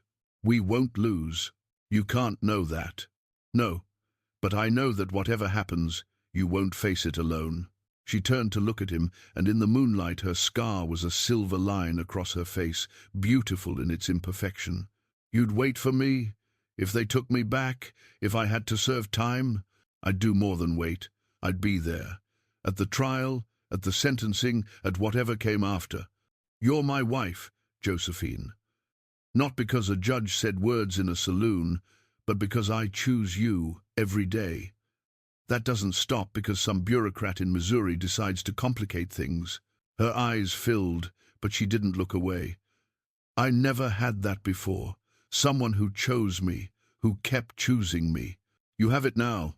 She leaned against him, and he wrapped his arm around her shoulders, and they sat together in the cold night air while the stars wheeled overhead and the world continued its indifferent turning. When they finally went back inside, they didn't separate at the door. They undressed in the lamplight, shy but determined, and when they lay down together, there was no gap between them. Josephine curled into Thomas's side, her head on his chest, and he held her like she was something precious that might break if handled roughly. "Thomas." Her voice was soft, nearly lost against the sound of his heartbeat. "Yes? I love you." The words landed in the quiet cabin with the weight of something that had been carried a long distance and was finally being set down. Thomas tightened his arms around her, pressed his lips to the top of her head, and said the words he'd been holding since that January morning when he'd woken with her in his arms. "I love you too." They didn't make love that night. There would be time for that later, when the fear had loosened its grip and the future felt less precarious. Instead, they held each other in the darkness and let those words settle between them, filling the spaces that doubt and fear had occupied. The 20th day came, then the 25th. Thomas went to the mill, came home, helped Josephine with the chickens and the firewood and the 100 small tasks that made up a life. They played chess in the evenings. She read poetry aloud. He carved a frame for the window to better hold the curtains. They built their life in defiance of the uncertainty, and with each ordinary act they pushed back against the fear. On the 28th day, a rider came. But it wasn't Garrett or a marshal. It was a young man from the telegraph office in the larger town 15 miles east, carrying a message that had come through that morning. Thomas opened it with hands that wanted to shake, but held steady. Josephine stood beside him, her hand on his arm, her breathing controlled, but quick. The telegram was from Pemberton, the lawyer in Missouri. It was brief. Charges dropped. Mrs. Dunlap deceased. Death ruled natural causes. Matter closed. No further action required. Thomas read it 3 times before he believed it. Then he handed it to Josephine. She read it once, her lips moving slightly as she processed the words. Then she read it again. Her hand came up to her mouth, and a sound escaped her, not quite a laugh, not quite a sob, but something caught between relief and disbelief. "She's dead," Josephine said. "Mrs. Dunlap is dead. Appears so. The charges are dropped." "They are." She looked at him, her eyes bright with tears that finally spilled over. "It's over?" It's over. Josephine folded the telegram carefully, handed it back to Thomas, and then she did something he had never seen her do. She laughed. It started small, almost tentative, and then grew until it filled the cabin, wild and free and edged with hysteria. Thomas found himself laughing too, caught up in the sheer, absurd relief of it, and they stood in their small cabin holding each other and laughing until the laughter turned to tears, and the tears to something quieter and more profound. That evening, they walked to the brass bell. It was the first time Josephine had returned since the wedding, and when they entered, the noise didn't stop, but it shifted, conversations pausing and restarting with new awareness.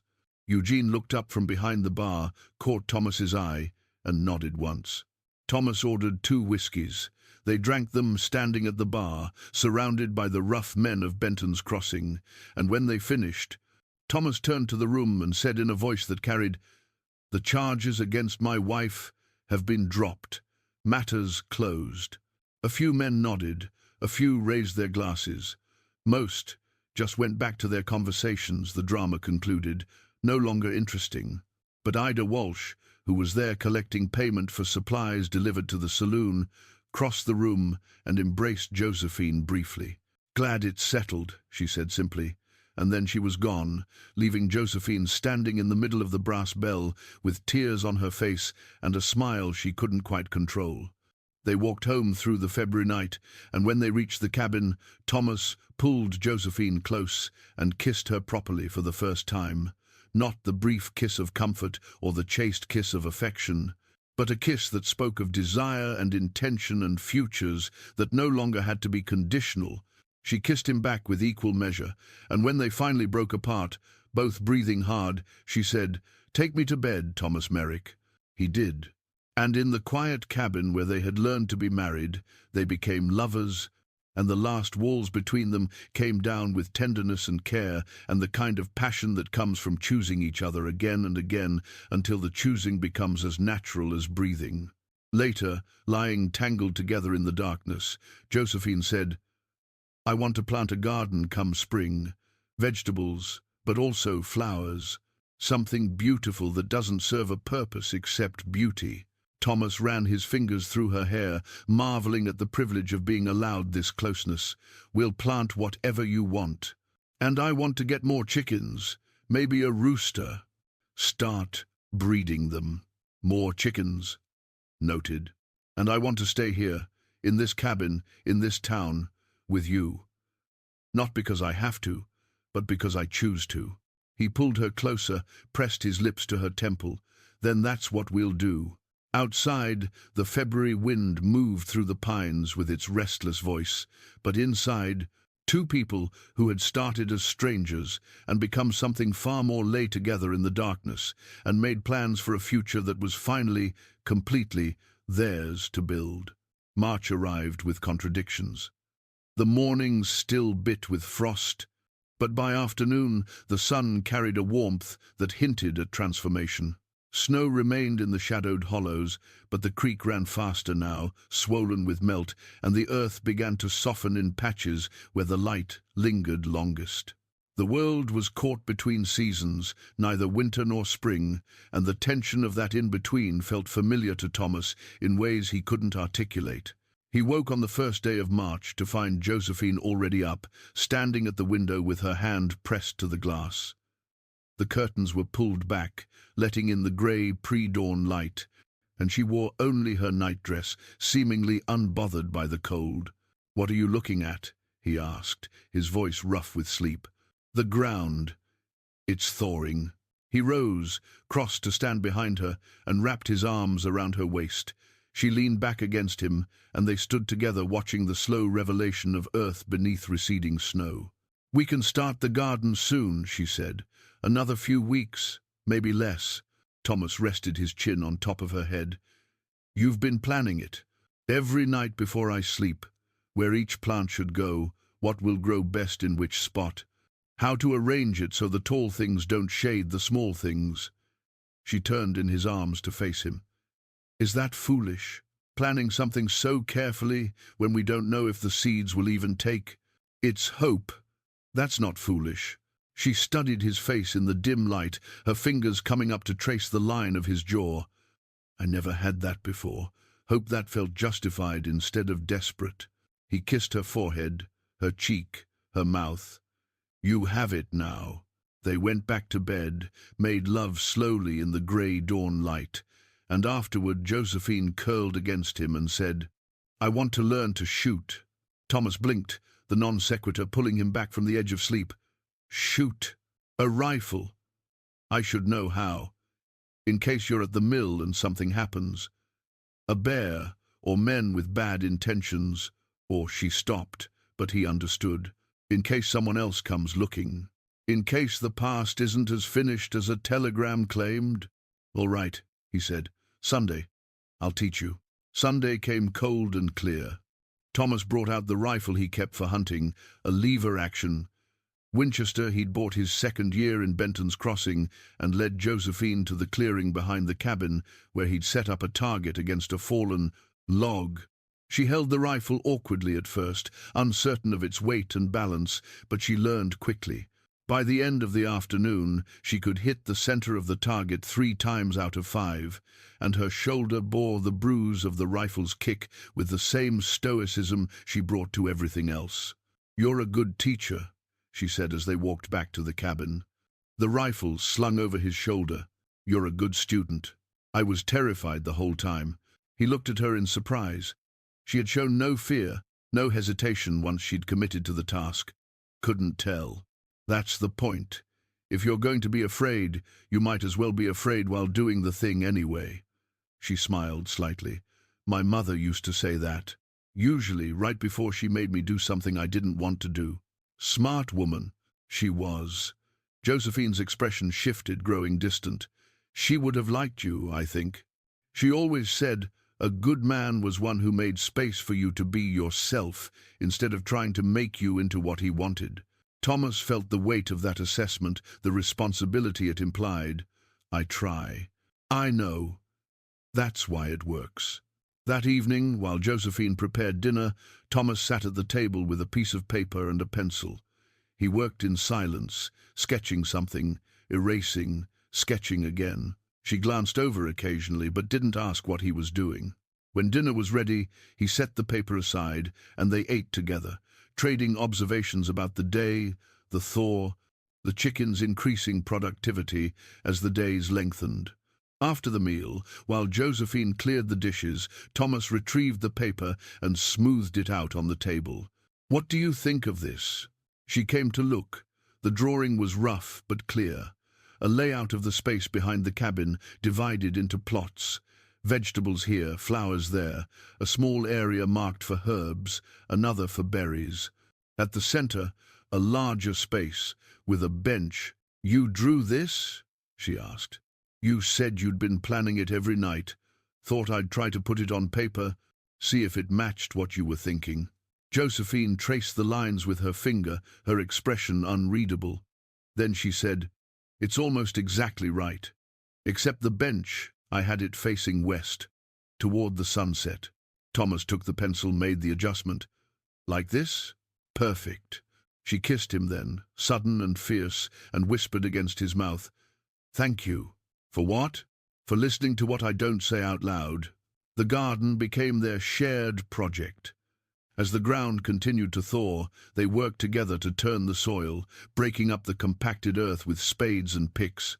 It was brutal work that left them both exhausted.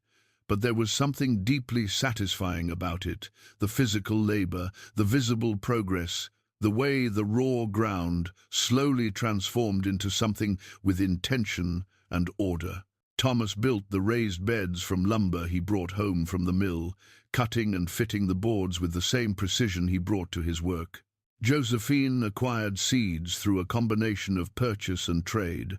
Ida Walsh provided vegetable seeds in exchange for eggs, and another woman in town gifted her a packet of wildflower seeds saved from the previous summer.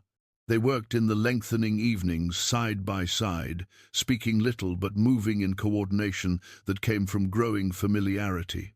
When Thomas hit a root too large to dig around, Josephine brought the axe without being asked. When she needed twine to mark the rows, he produced it from his pocket before she could request it. They had learned each other's rhythms, anticipated each other's needs, and the garden took shape from that unspoken understanding. On the second Sunday of March, while they were planting the first seeds, early greens that could withstand a late frost, a wagon appeared on the path to the cabin. Thomas straightened, tense, but Josephine touched his arm.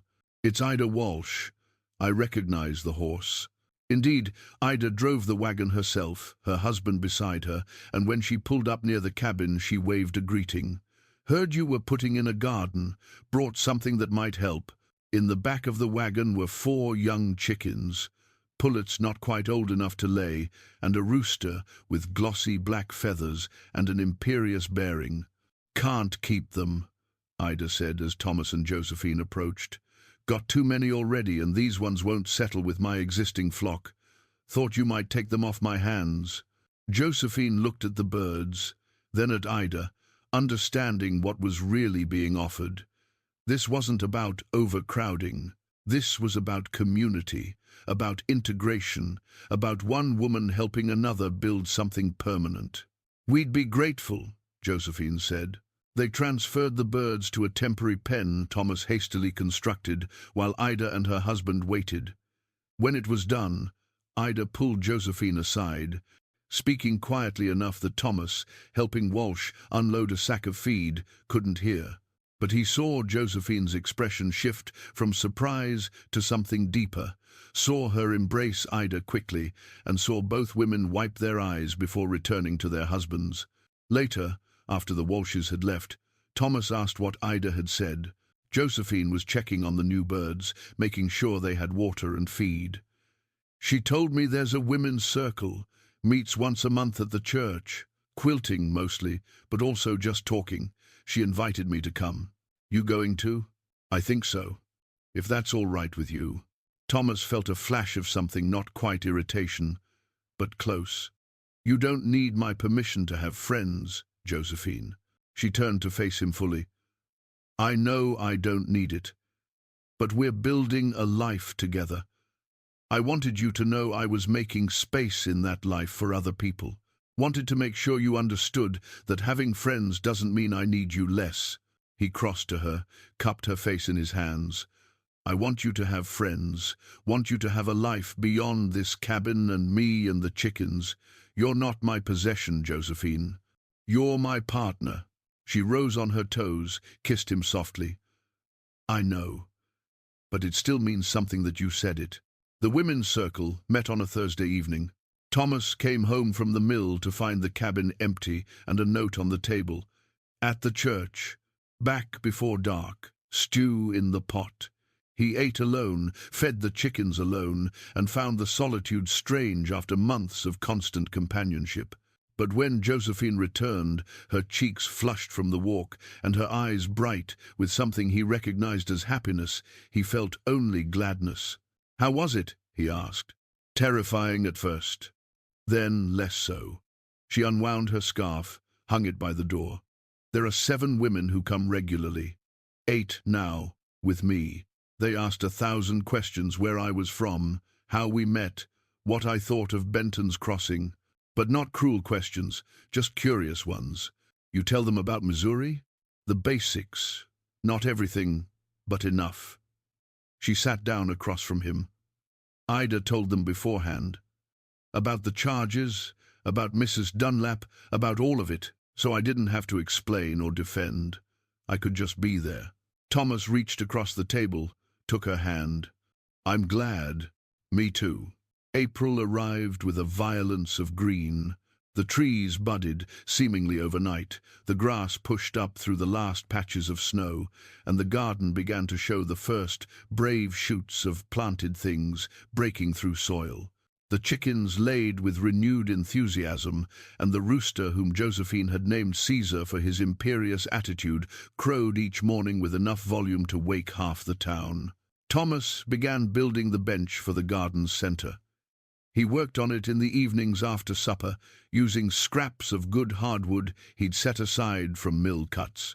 He carved the armrest with a simple pattern, nothing fancy, but deliberate, and sanded every surface until it was smooth enough that no splinter could catch on skin or cloth. Josephine watched him work but said nothing, letting the gift take shape without commentary. When it was finished, he carried it out to the garden and set it in place, oriented to face west, as she had wanted. She sat on it immediately, testing its sturdiness, running her hands over the carved armrests. "It's beautiful," she said. "It's functional. It's both." That evening they sat on the bench together, watching the sun sink toward the mountains. The sky went through its repertoire of colors, gold to orange to pink to deep purple, and they sat in silence, her head on his shoulder, his arm around her waist, and let the day end without needing to mark it with words. In the third week of April, Thomas came home to find Josephine in the garden, kneeling in the dirt, her hands covered in soil. She was planting something in the flower bed, moving with careful precision, and she didn't hear him approach. He watched her for a moment, this woman who had arrived veiled and guarded, and had slowly, incrementally, opened like the spring itself. She had become essential to him in ways he hadn't anticipated, not just as a partner in maintaining a household, but as the person who made the household worth maintaining. The cabin was warmer with her in it, the work lighter when shared, the silence richer when she was near. She looked up, saw him watching, and smiled. "You're early. Mill's ahead of schedule for once. What are you planting?" "Lavender. Remember? From the seeds you added to the list last winter." He had forgotten. But she hadn't. She had kept that small notation, that minor gesture, and turned it into something real. "Come here," she said. He crossed to her, crouched down beside the flower bed. She took his hand, placed it over the freshly turned soil. "This is ours," she said quietly. "Not mine or yours. Ours. Everything we're building here, it's ours together. I need you to understand that." Thomas felt something tighten in his chest, a knot of emotion he couldn't quite name. "I understand. Do you? Because sometimes I think you still see yourself as someone providing for me, giving me safety, giving me a home. But it's not like that. You're not giving me anything I don't give you right back." He turned his hand over, laced his fingers through hers. Their joined hands rested on the soil above the lavender seeds, making a promise to something that hadn't yet grown. "What do you give me?" he asked, not because he didn't know, but because he wanted to hear her say it. "Purpose, belonging, a reason to stay instead of drift, a future that feels like more than just survival." She met his eyes. "Same things you give me. That's what makes it ours."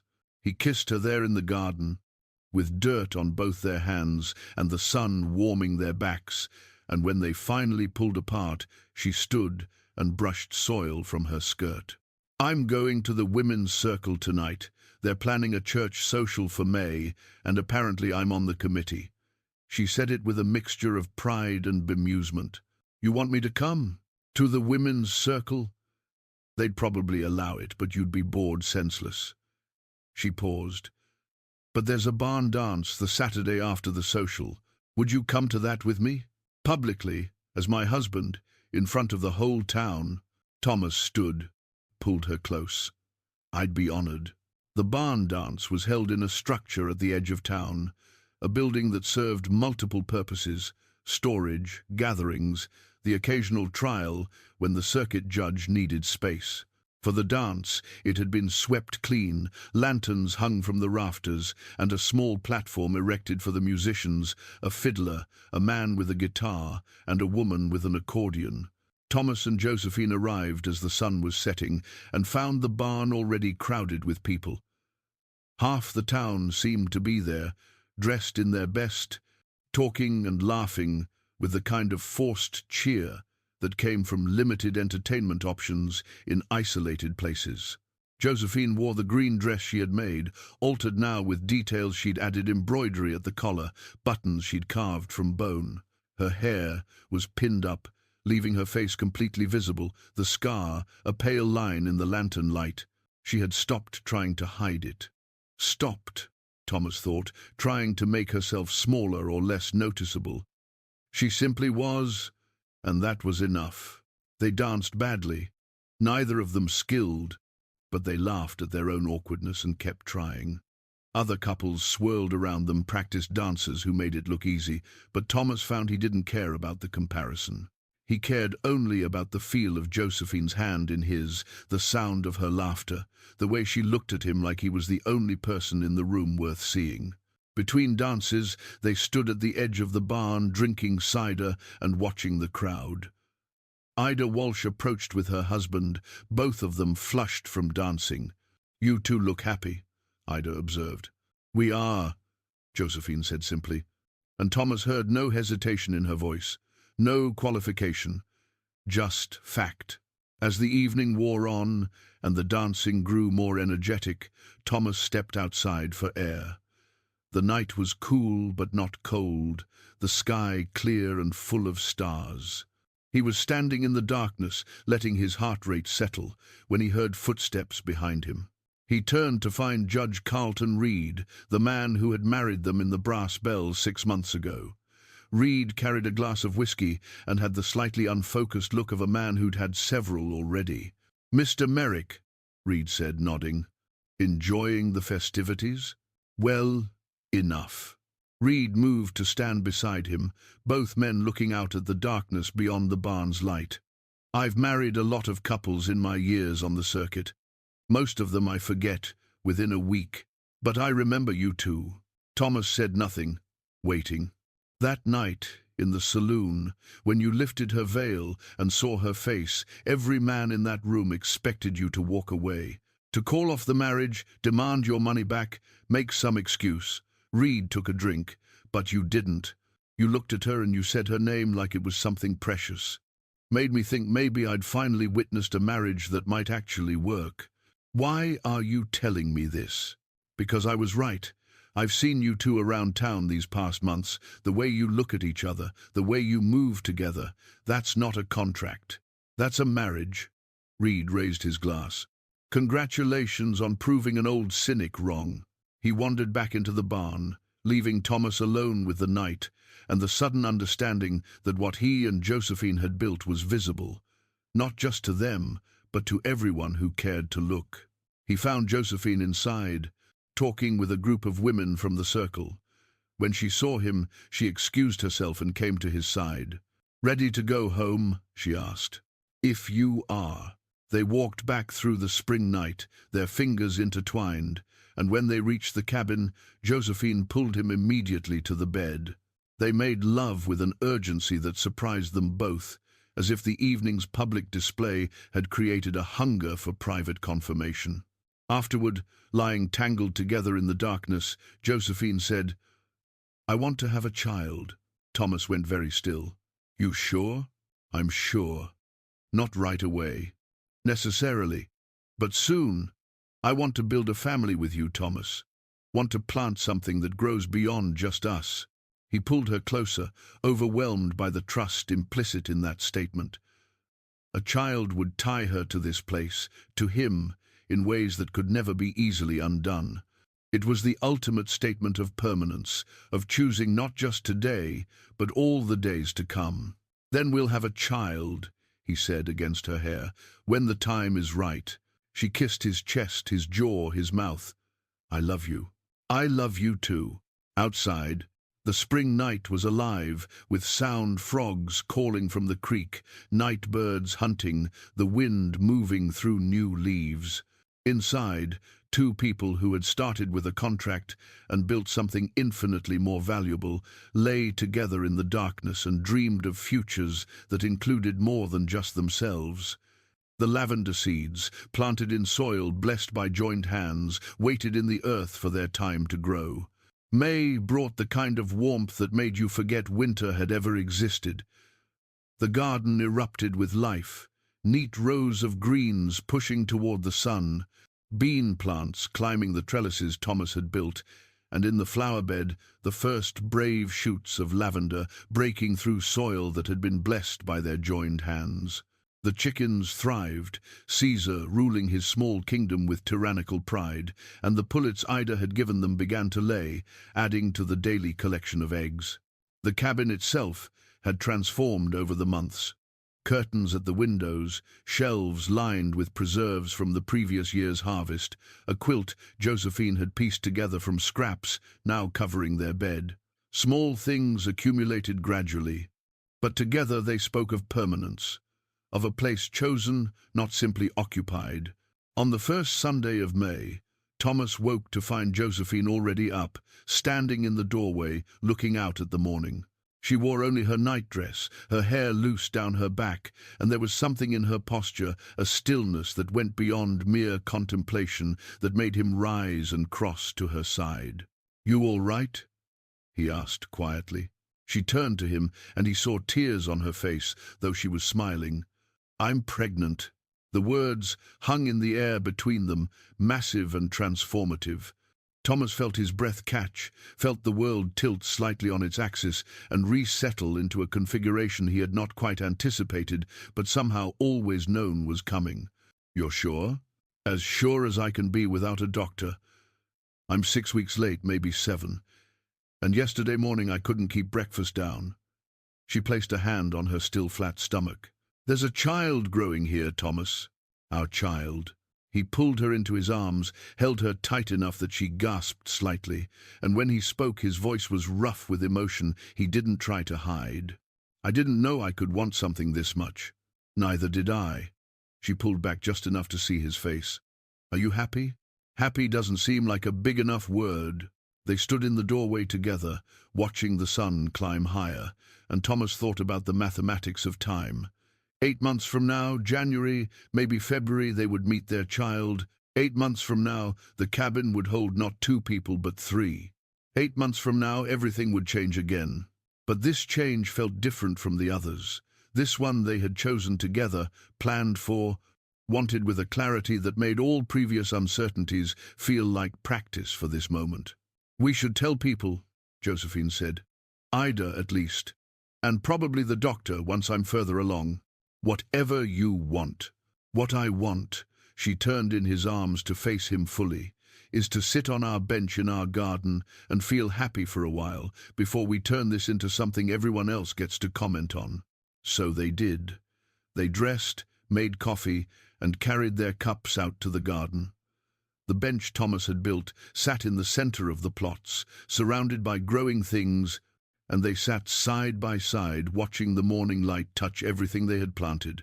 "I keep thinking about what to tell the child," Josephine said after a while, "about how we met, how we started." "You worried they'll judge us for it?" "No.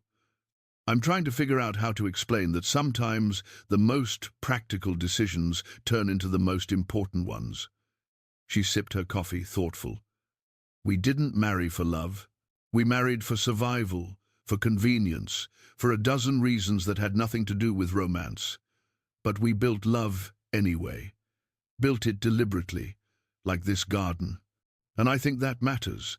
I think it might matter more than if we'd started with love and lost it." Thomas considered this.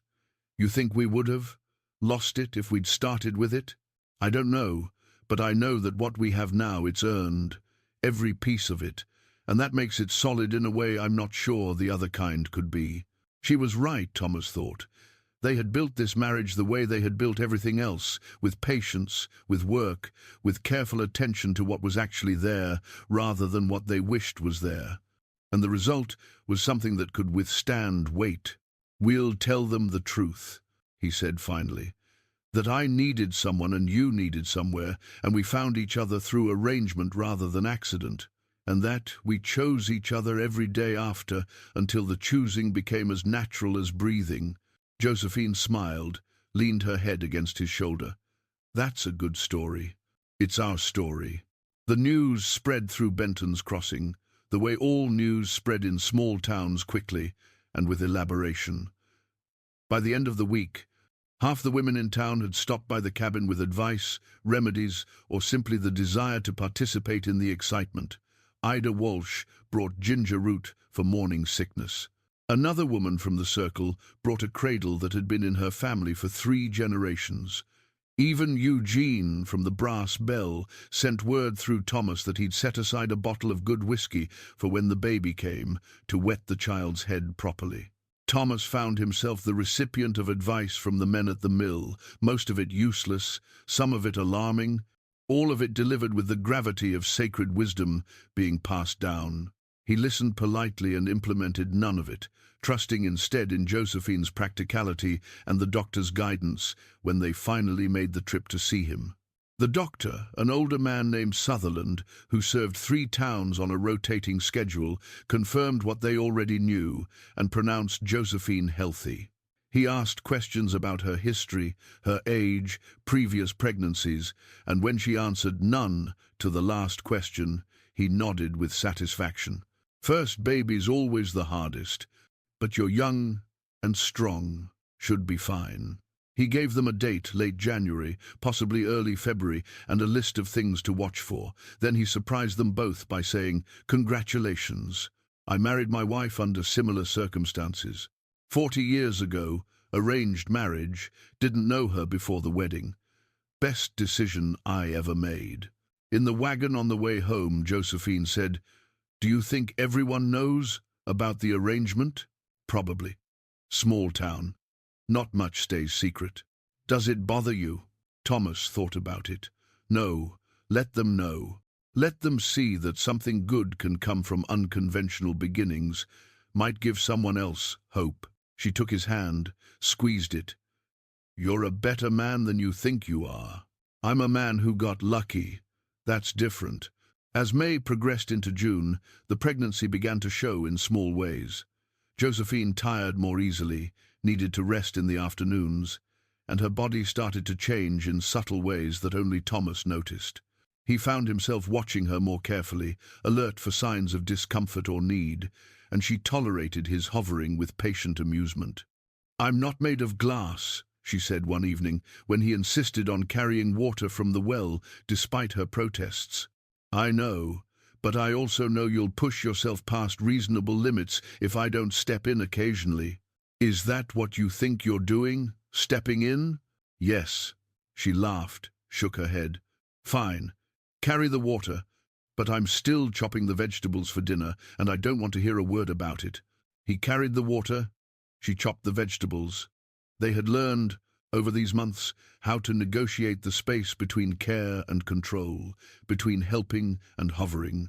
It was a dance they performed daily, adjusting and readjusting as circumstances changed.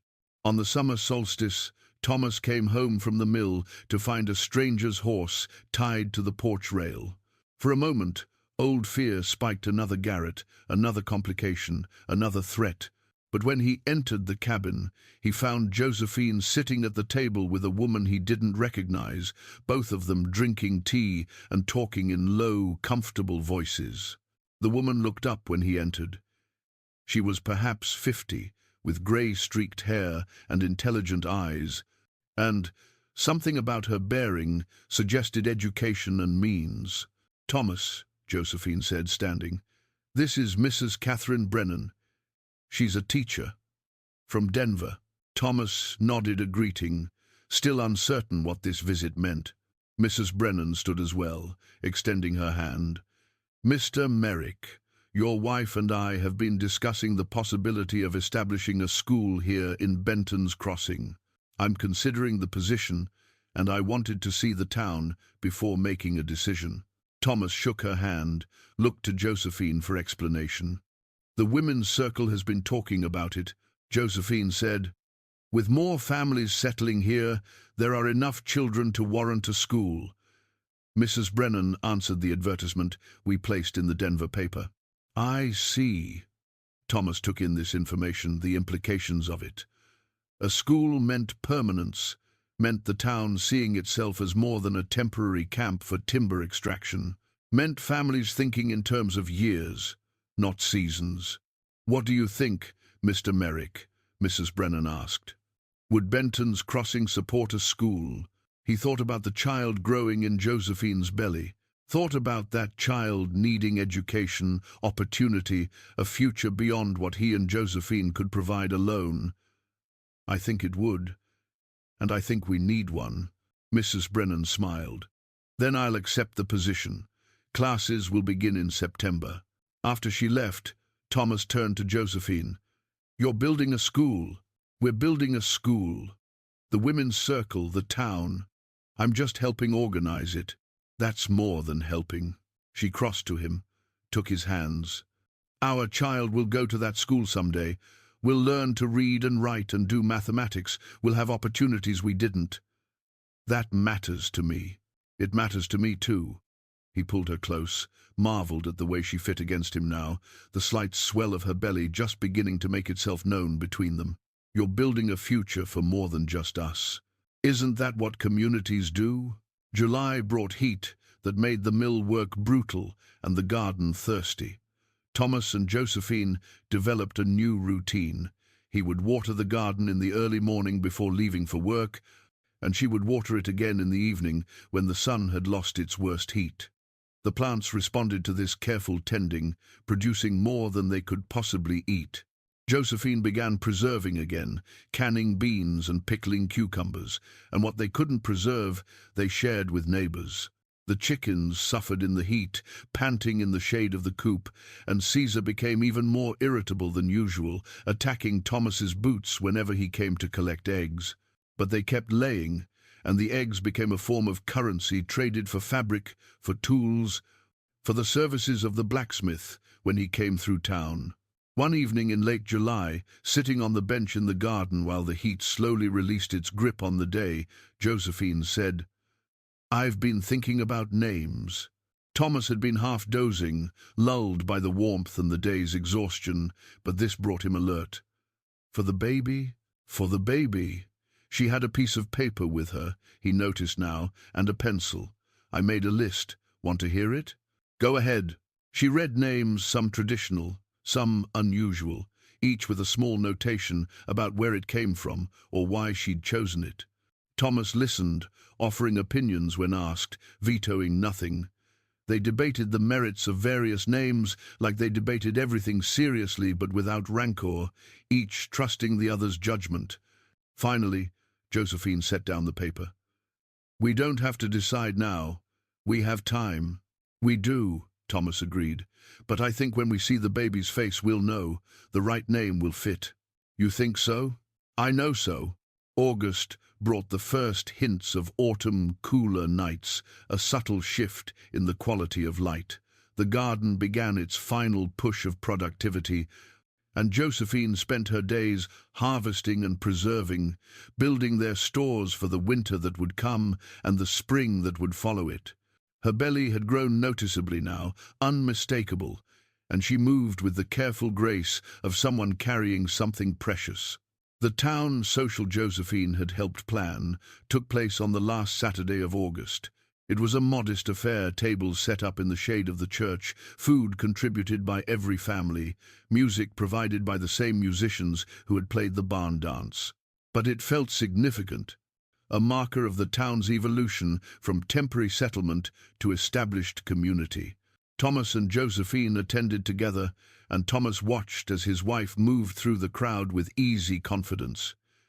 She was no longer the veiled stranger who had stepped off the train 10 months ago. She was Mrs. Merrick, member of the women's circle, one of the organizers of the school, a woman whose opinions mattered and whose presence was valued. At one point he found himself standing with Judge Reed again, both men watching the festivities from the edge. "Your wife has become quite the force in this town," Reed observed. "She has. And you? You content with how things have turned out?" Thomas thought about the question, thought about the cabin, the garden, the child coming, the life they had built from the bare bones of a contract signed in a saloon. More than content, grateful. Reed nodded. "Good. The world needs more gratitude and less grasping." In September, the school opened with 14 students, and Mrs. Brennan presiding over a single room that served all ages. Josephine attended the opening ceremony, despite the heat and her advancing pregnancy, and Thomas saw tears in her eyes when the children recited their first lesson. "That could be our child in a few years," she whispered to him. "It will be." The first frost came in early October, killing the last of the summer vegetables, but leaving the heartier greens intact. Thomas harvested what remained, and Josephine directed the final round of preserving from a chair she tired too easily now to stand for long periods, but her mind remained sharp and her instructions precise. The lavender had grown through the summer, though it hadn't bloomed yet. That would come next year, Mrs. Brennan had explained when Josephine asked. But the plants were healthy, their grey-green leaves carrying the promise of future flowers, and Josephine tended them with particular care. On a Sunday in mid-October, they hosted their first dinner. Ida and her husband, Mrs. Brennan, and two other couples from town came to the cabin. It was crowded, loud, chaotic, and afterward, cleaning up while Thomas carried dishes from the garden where they'd eaten, Josephine said, "We should do this more often. Have people over? Build community. Make our home a place that welcomes people." Thomas looked around the cabin at the curtains, the quilt, the shelves of preserves, the cradle waiting in the corner. It already is. November arrived with the first snow. Light flurries at first, then heavier, until the world once again wore white. The garden slept beneath its blanket, the lavender protected by mulch and straw, and the cabin became their whole world again as winter closed in. But this winter felt different from the last. They were different. The silences were comfortable, the routines established, the future certain in a way it hadn't been before. And inside Josephine's belly, the child grew and kicked and made its presence known with increasing insistence. On Thanksgiving, a new tradition in Benton's Crossing, introduced by Mrs. Brennan and enthusiastically adopted by the town, Thomas and Josephine sat in their cabin with a simple meal and counted their blessings. "A year ago," Josephine said, "I was in Missouri, desperate, scared, planning an escape to somewhere I'd never seen, to marry a man I'd never met. And now I'm home." She said it simply, with absolute certainty. "This cabin, this town, this life with you, it's home, and in 2 months, maybe less, we'll have a child. And that child will be born into a home that was built deliberately, with intention, with love that was chosen rather than stumbled into." Thomas reached across the table, took her hand. "Best decision I ever made. Signing that contract. Best decision I ever made was getting on that train." They sat together as the November darkness fell early and complete, and Thomas thought about the mathematics of choices. One decision to contact a marriage broker, one decision to accept anonymity as a condition, one decision to step off a train wearing a veil, one decision to lift that veil and not flinch from what lay beneath.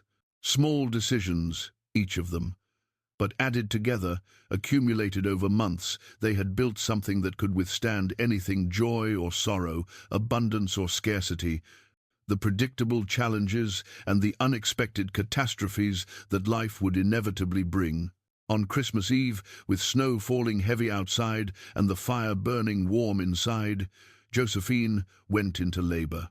It was early 2 weeks before the doctor had predicted, but not dangerously so. Thomas rode through the snow to fetch the doctor, while Ida Walsh came to sit with Josephine, and by the time they returned, the labor was well advanced. The birth took hours, long, difficult hours, during which Thomas paced and prayed and felt utterly useless. But finally, as Christmas morning dawned grey and quiet over Benton's Crossing, a baby's cry split the air. Dr. Sutherland emerged from the bedroom, his sleeves rolled up and his expression satisfied. "You have a daughter. Mother and baby are both healthy." Thomas didn't remember crossing the room, but suddenly he was there, kneeling beside the bed where Josephine lay exhausted and triumphant, a tiny bundle in her arms. "Meet your daughter," she said softly. He looked down at the child, red-faced, squalling, perfect, and felt something in his chest crack open. Not break, exactly. More like expand to accommodate something too large to be contained. "She's beautiful," he managed. "She has your eyes.